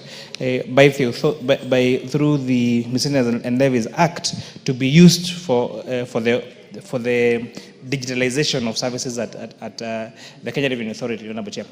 One of the things, Honorable Chair, that you may realize, and even to the issue that we've spoken earlier, that we're now amending the Tax Procedures Act to require some particular details on the certificate of origin.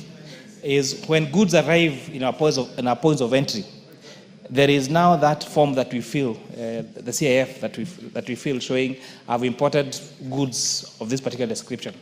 But Honorable Chair, it takes a manual inspection comparing what the importer has filled in their documentation and looking at the physical good to verify if the two details match. Honorable Chair, at the time, and I'm happy that this House was having a discussion in the morning about artificial intelligence, during at a time when we have such technologies, including AI, it's important that some of these particular services be digitalized so that it's not a manual confirmation of what someone has declared and again the goods, because again these are some of the revenue leakages that you've seen that is leading to a lot of revenue, Honorable Chair. I beg to move. Members, I propose the question that the new clause 56A be now read a second time. Members, I put the question that the new clause 56A be now read a second time. Will as many of the opinion say aye? Will as many of the opinion say nay? Ayes have it. Members, I propose the question that the new clause 56A be part of the bill. Yes, Honorable Makali Mulu. Thank you, Honorable Chairperson. Even as I support this, Honorable Chairman, I'm a bit concerned that we are creating an additional fund. You know, these funds, they have become so many in this country, and some have outlived their usefulness. How I wish we could reduce creation of more funds, because issues of accountability when it comes to a fund, Mr. Chairman, becomes very tricky. Yes, Honorable Chair. So, Honorable Chair, I'd like to give comfort to my senior, Dr. Makali Mulu, that this particular provision is not creating an additional fund. And among the people at the floor of this House who has been very vocal on this, that we need to rethink about the many funds that we have in this country. So the only thing that this is doing, as we speak, KRA collects taxes on behalf of government. So these monies are banked at the Central Bank of Kenya. But for KRA to expense on the approved expenditures, they have to rely on exchequer, just like all the other entities. And you've seen situations where even insurance, medical insurance for staff of the authority have been cancelled because they're not able to pay on time. So we are creating just a little ring-fencing that they can, enhancing their A&A, Honorable Chair, so that at least they have some leeway, even when they are not, there are delays in exchequer, Honorable Chair, so that they are able now to move forward, Honorable Chair. I beg Thank you. To inform the Honorable Dr. Makali Mulu. Honorable Buchomba. Chair, in as much as I support the reinvesting of some money so that we can be able to be a bit more efficient, I'm just concerned that this is also a creation of a new expenditure. Because you know, every fund that we create requires a secretariat or a board to manage the fund. So are we not worried that we are looking for money? Yes, we are raising money and revenue, but we are creating an expenditure. So I have my reservations, Chair.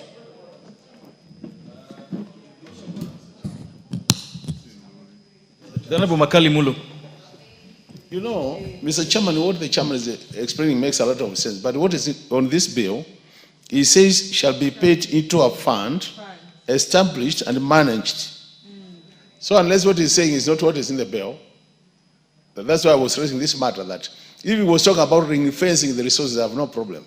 But we are establishing a fund, Mr. Chairman, as per this amendment. The word fund and to use is the word. Honorable Mayaka. Chair, I think maybe, and I hope the Chair Finance is listening, maybe the thing that Chair Finance should do for us is give us a cost-benefit analysis that explains creating this fund versus what is being lost without it, and ring-fencing this amount so that we can understand where this is coming from. Because this could be one of those costs that you incur costs, but for a specific benefit, or the other way around. So maybe we need to understand the cost-benefit analysis. Honorable Mboko. The chair has to explain, because he's creating a fund and he's not saying who is going to manage that fund. And therefore that will become another loophole of the same monies that we want to protect for government use. And I think, again, just like we dealt with the other clause, which he did withdraw, it's very important. It clarifies creating of this fund. Remember, we had gone slow on creation of funds and such like organizations, and who is managing it? So it is dangerous for ourselves and the operations of government. Thank you. The member for Homa Bay Town. Yeah, Chair, we have a budget of over 4 trillion, and that budget, the revenue for it is mainly to be collected by Kenya Revenue Authority. By practice and by international, practice, the revenue authorities are usually to be budgeted about between 1.5 to 2% of the revenue. Now, because of our fiscal space, Chair, we are giving them far, far less.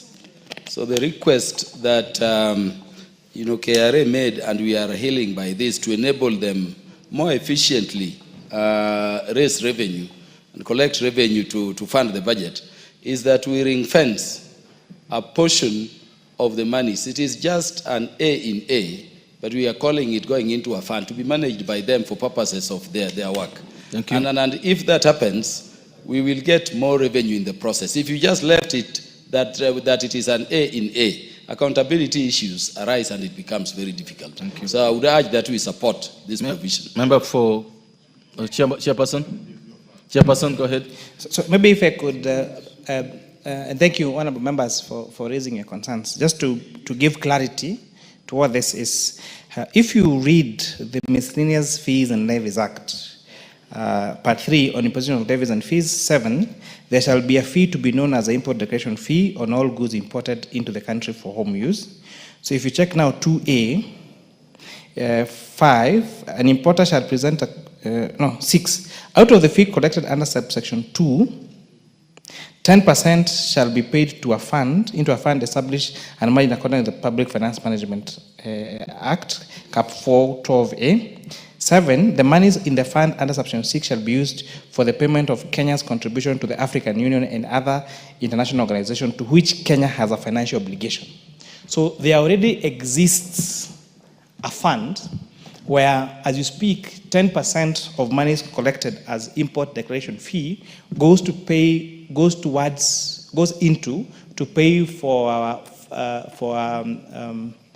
foreign obligations, correct, including the African Union and other international obligations. So what we are saying, into these funds is an increase of an additional 10% that now will go into reinforcing the digitalization of operations within the Kenya Revenue Authority. So there is no creation of an additional fund.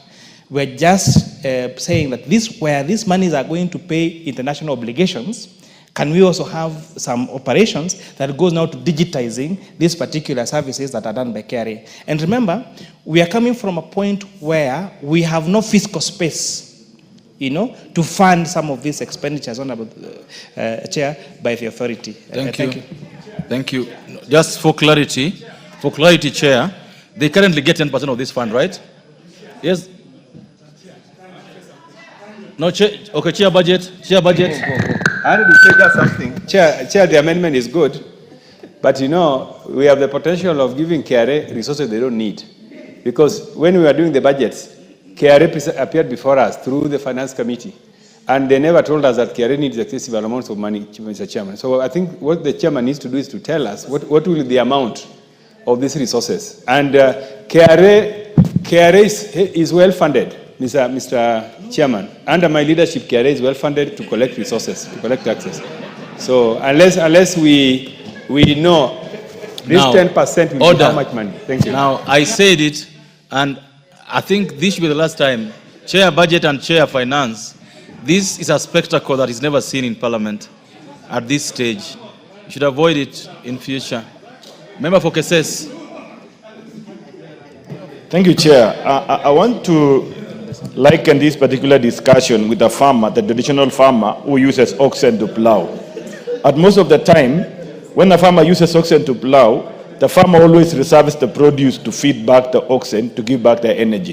What we are saying here for Kenya Revenue, that is an entity that has been tasked to mobilize and collect resources to finance our budget. What they are just asking is, because of the dynamic nature of the systems and technology in the world, they are always found on the side that they don't have ability to adjust and ensure that they onboard technology that is able to move with the systems and enhance their coalition and effectiveness. So what is the lose or what is the cost for us to allow only 2% to retain from this idea? Thank you, so that thank you.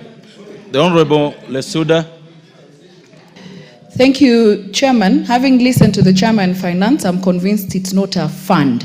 It is for a specific issue. My question is, will you digitize forever? Does this thing have a time frame? Because of the amount, first we need to know how much, and we need, and Honorable Kaluma should declare his interest here as he walks around. We need to know how much that 10% is, because when you come before the budget committee, you explain this is what we need and for this. So will this run in eternity? Because it needs to have a time frame. After digitizing, you need to stop the collecting of that money. As the chair gets his answer, Honorable Thuku. Yeah, thank you, Chair. This is a very pertinent question that is being raised by members. Because you see, ring fencing and expenditure that is known, like digitization. The other one is our obligations, international obligations. These are expenditures that are known. They can be quantified, and therefore we do not need to ring fence. Let KRA come before the budget committee and say, this is the much we want, and the same be appropriated through this house. Thank you. Mafondagorohi North. Thank you, Chair. You know, Chair, it's not that we are really hard on our finance chair. But then, you see, when you have monies ring-fenced for AU, Chair, which in this house you can create a vote for all international organizations. We have IALA, we have, why AU and leave IALA there? Because they are all those organizations. It means IALA has a vote. And the African Union can get out of here. In fact, they are not supposed to be here. They should be under the Ministry of Foreign Affairs. Honestly, Chair, that is how we budget, and then we find ourselves in a bad crisis. Honorable Chair, Finance. Honorable Chair, I think this is the beauty, some of the beauties of democracy in this, engaging this very good debate. So, Honorable Chair, and I can understand where the Chair for Budget is speaking from. But now, you know, unfortunately... Order. Honorable Kaluma and Honorable Tand, you must listen to the Chair Finance. So, unfortunately, he just became a Chair of Budget the other day. So, and he doesn't... he aggregates the whole budget. The state departments around National Treasury, including KRA, is an entity that is oversighted by the Committee of Finance and National Planning. And I dare say, Honorable Chair, hold your horses, Honorable Atandi. I'll explain to you. You're going to have a the chance. resource requirements. The resource requirement for Kenya Revenue Authority is 56 billion, as per their presentation before our committee. KRA does not present to budget committee, they present to the Committee of Finance and National Planning, because we're the ones who is the department committee. Out of this 56 billion, we were only able to accommodate 32 billion shillings. And they're telling us, you want to give us roles to go and raise revenue. Yet, we don't even have our own medical insurance. And unfortunately, after I had a discussion with the chair budget, I said, well, where can we raise an additional 20 billion? There was no fiscal space. The KRA Act, Honorable Chair, provides that KRA shall be funded up to 2% of their collection. As we speak, this particular budget, which is the estimates that we're going to discuss tomorrow on the appropriations, only gives them 1.02%, against even what is recommended by law of around 2%. In fact, one of the recommendations that we're receiving from public participation is maybe we need to make the 2.5%, the 2%, at least 2% and not up to 2%.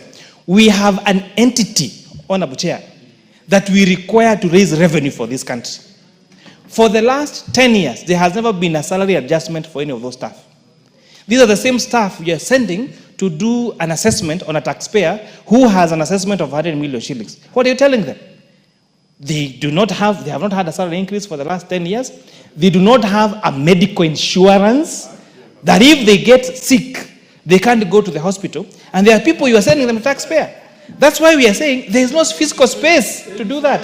That is why we are saying, Honorable Chair, can we have creative ways of funding these particular entities without increasing taxation? And this is one of the proposals that this proposal is seeking to do, Honorable Chair. Okay, this is done. Honorable Tandi, the last word on this so that we Chair, know the chair of finance is my friend, and when we joined Parliament, we sat with him in the finance committee. And I understand the explanation he's giving us towards justifying this particular fund for KRA. Honorable Chair, you are a member of Budget Committee. When the chairman came before us to defend his budget, departmental budgets, he never told us that KRA needs such amount of money. That did not come. I can even produce the answer. And Chair, if it is a matter of KRA sorting out the issues to do with KRA staff in terms of their staff increases, salary increases, that we can do, Chairman, and that we have done, and you know we have done that. Chairman, I'm of the view that if we are to give blanket, allocation to KRA, this is something that other government agencies will also want.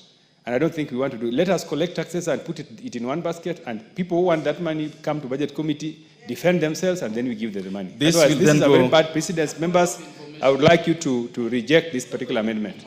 Thank you. This will then go either way. Members, I therefore put the question that the new clause 57, the new clause 56A, be now read a second time. Will ask many of that opinion say aye. Will ask many of that opinion say nay. The ayes have it. The ayes have it. Oh, members, I propose order. Order. Oh, members, I propose the question that the new clause 56A be part of the bill. I now put the question that the new clause 56A be part of the bill. Will ask many of that opinion say aye. Will ask many of that opinion say nay. The ayes have it.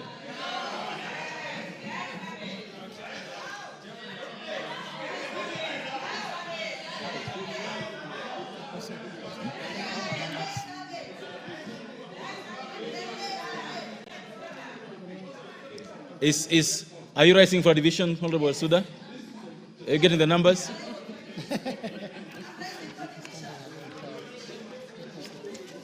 Next clause. Provisions relating to the Stamp Duty Act, Cap 480, Clause 60. Oh, members, I propose a question that Clause 60 be part of the bill. And because there's no amendment, I put the question that Clause 60 be part of the bill. Will ask another opinion say aye. Will ask another opinion say nay. Ayes have it. Title. Oh, members, I propose a question that the title of the bill. I now put the question that the title be the title of the bill. Will ask another opinion say aye. Will ask another opinion say nay. Ayes have it. Clause 1. Members, I propose the question that Clause 1 be part of the bill. Because there's no amendment, I put the question that Clause 1 be part of the bill. Will ask another opinion say aye. Will ask another opinion say nay. The ayes have it.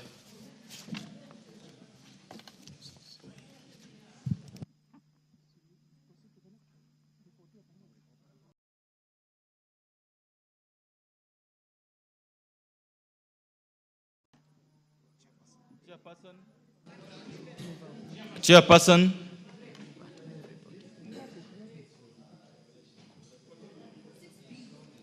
Chairperson to move for reporting.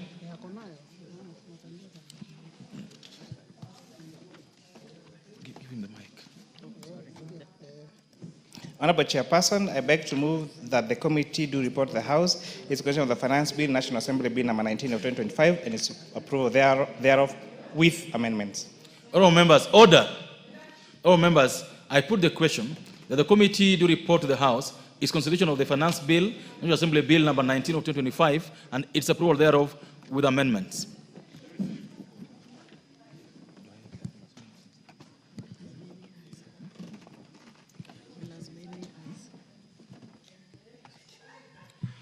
Will as many of the opinion say aye? Will as many of the opinion say nay? The ayes have it.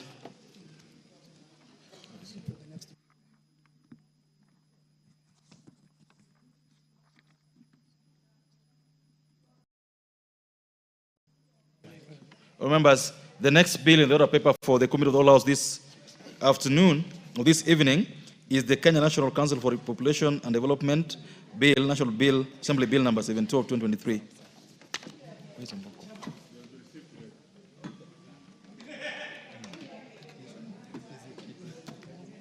No, it's in the order paper.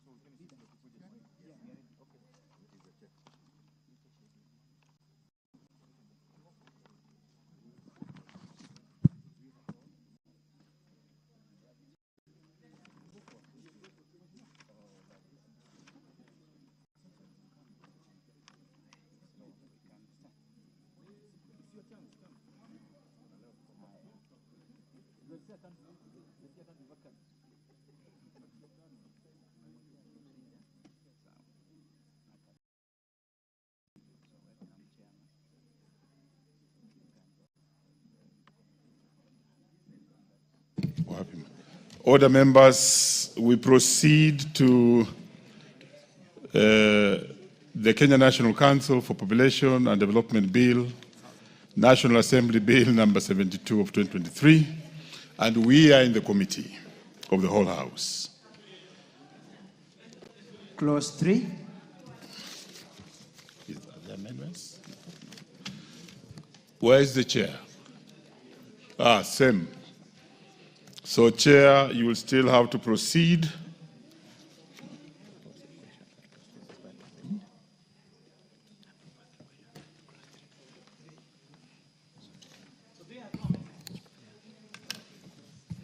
Very well, we begin with the clause 3. I propose the question that clause 3 be part of the bill. There being no amendments, I now put the question that clause 3 be part of the bill. Will as many as of that opinion say aye? Aye. Will as many as of contrary opinion say nay? The ayes have it. Clause 4. I propose the question that clause 4 be part of the bill. Chair.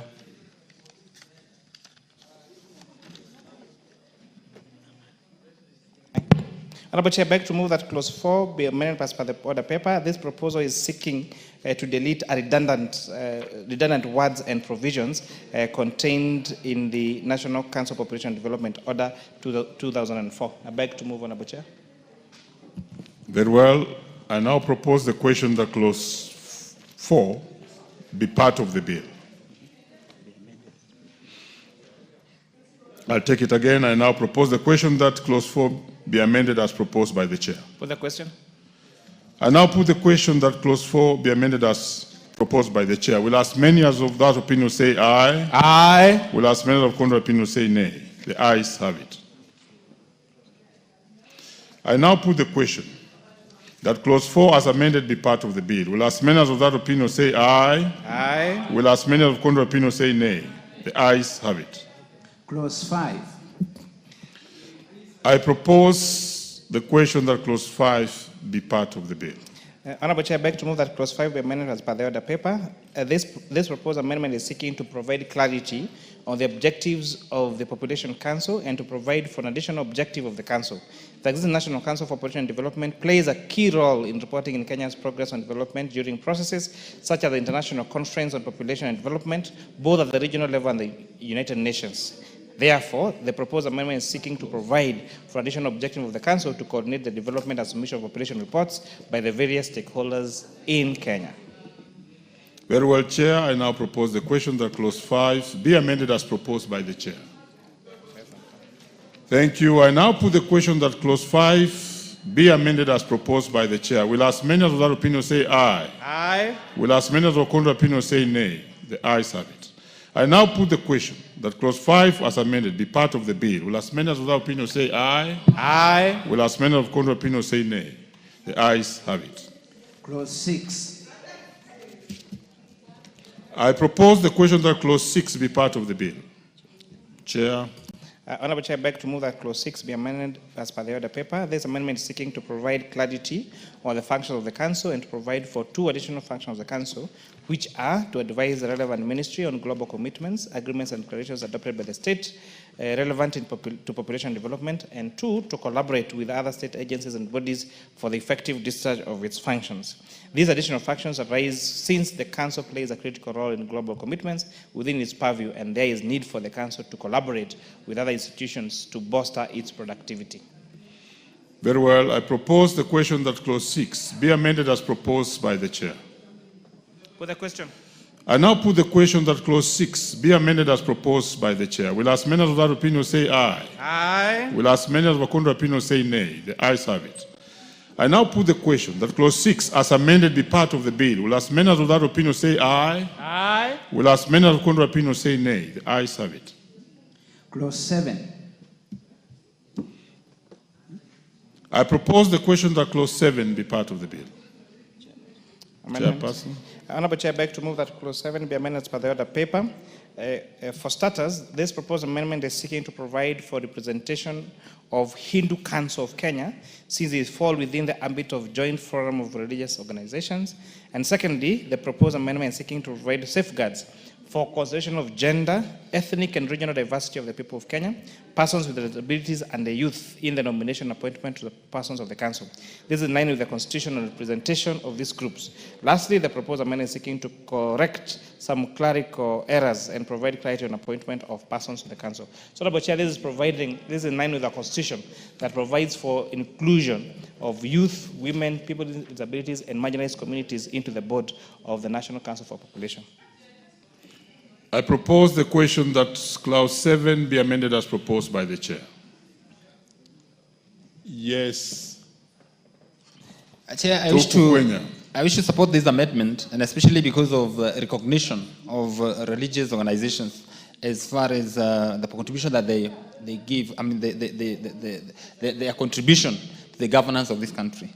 I support. Very well, honorable members. I now put the question that clause 7 be amended as proposed by the Chair. Will as many as of that opinion say aye? Aye. Will as many as of contrary opinion say nay? The ayes have it. I now put the question that clause 7 as amended be part of the bill. Will as many as of that opinion say aye? Aye. Will as many as of contrary opinion say nay? The ayes have it.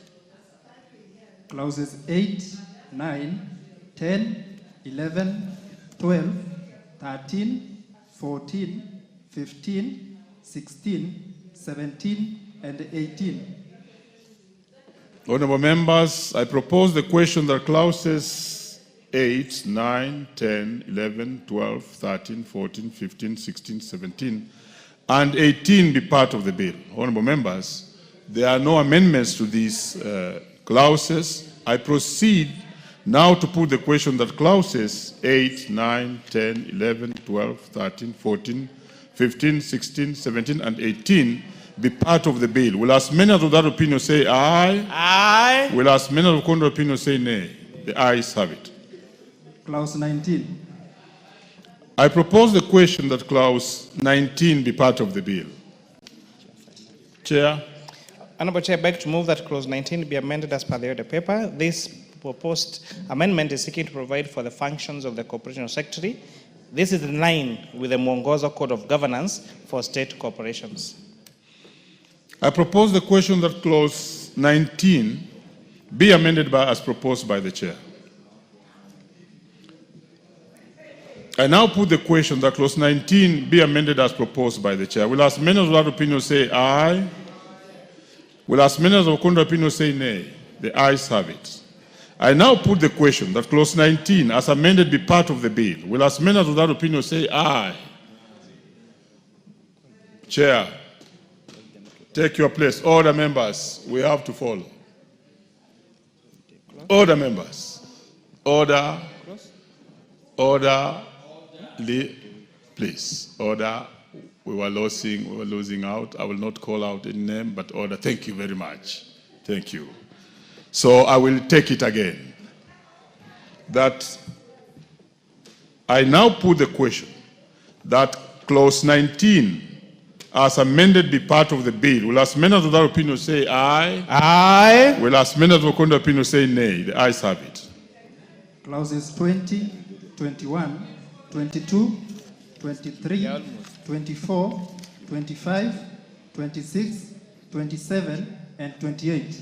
I propose the question that clauses 20, 21, 22, 23, 24, 25, 26, 27, and 28 be part of the bill. Honorable members, there are no amendments to these clauses, and I therefore now put the question that clauses 20, 21, 22, 23, 24, 25, 26, 27, and 28 be part of the bill. Will as many of that opinion say aye? Aye. Will as many of the contrary opinion say nay? The ayes have it.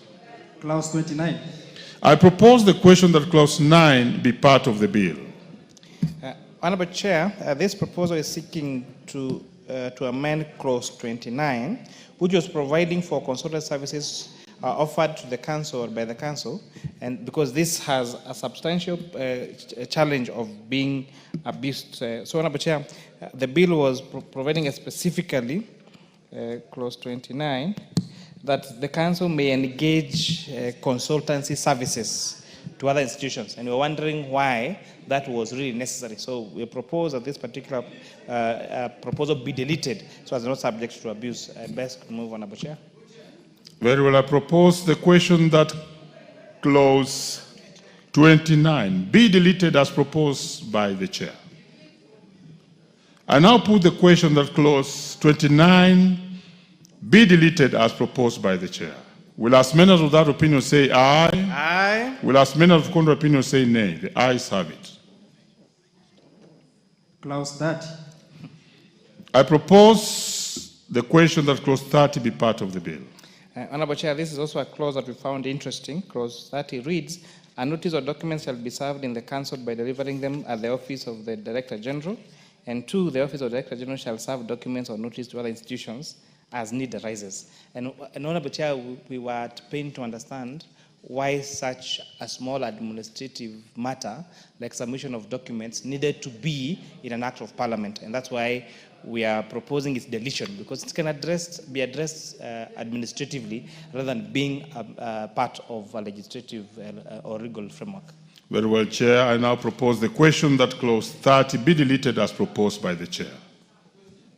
I now put the question that clause 30 be deleted as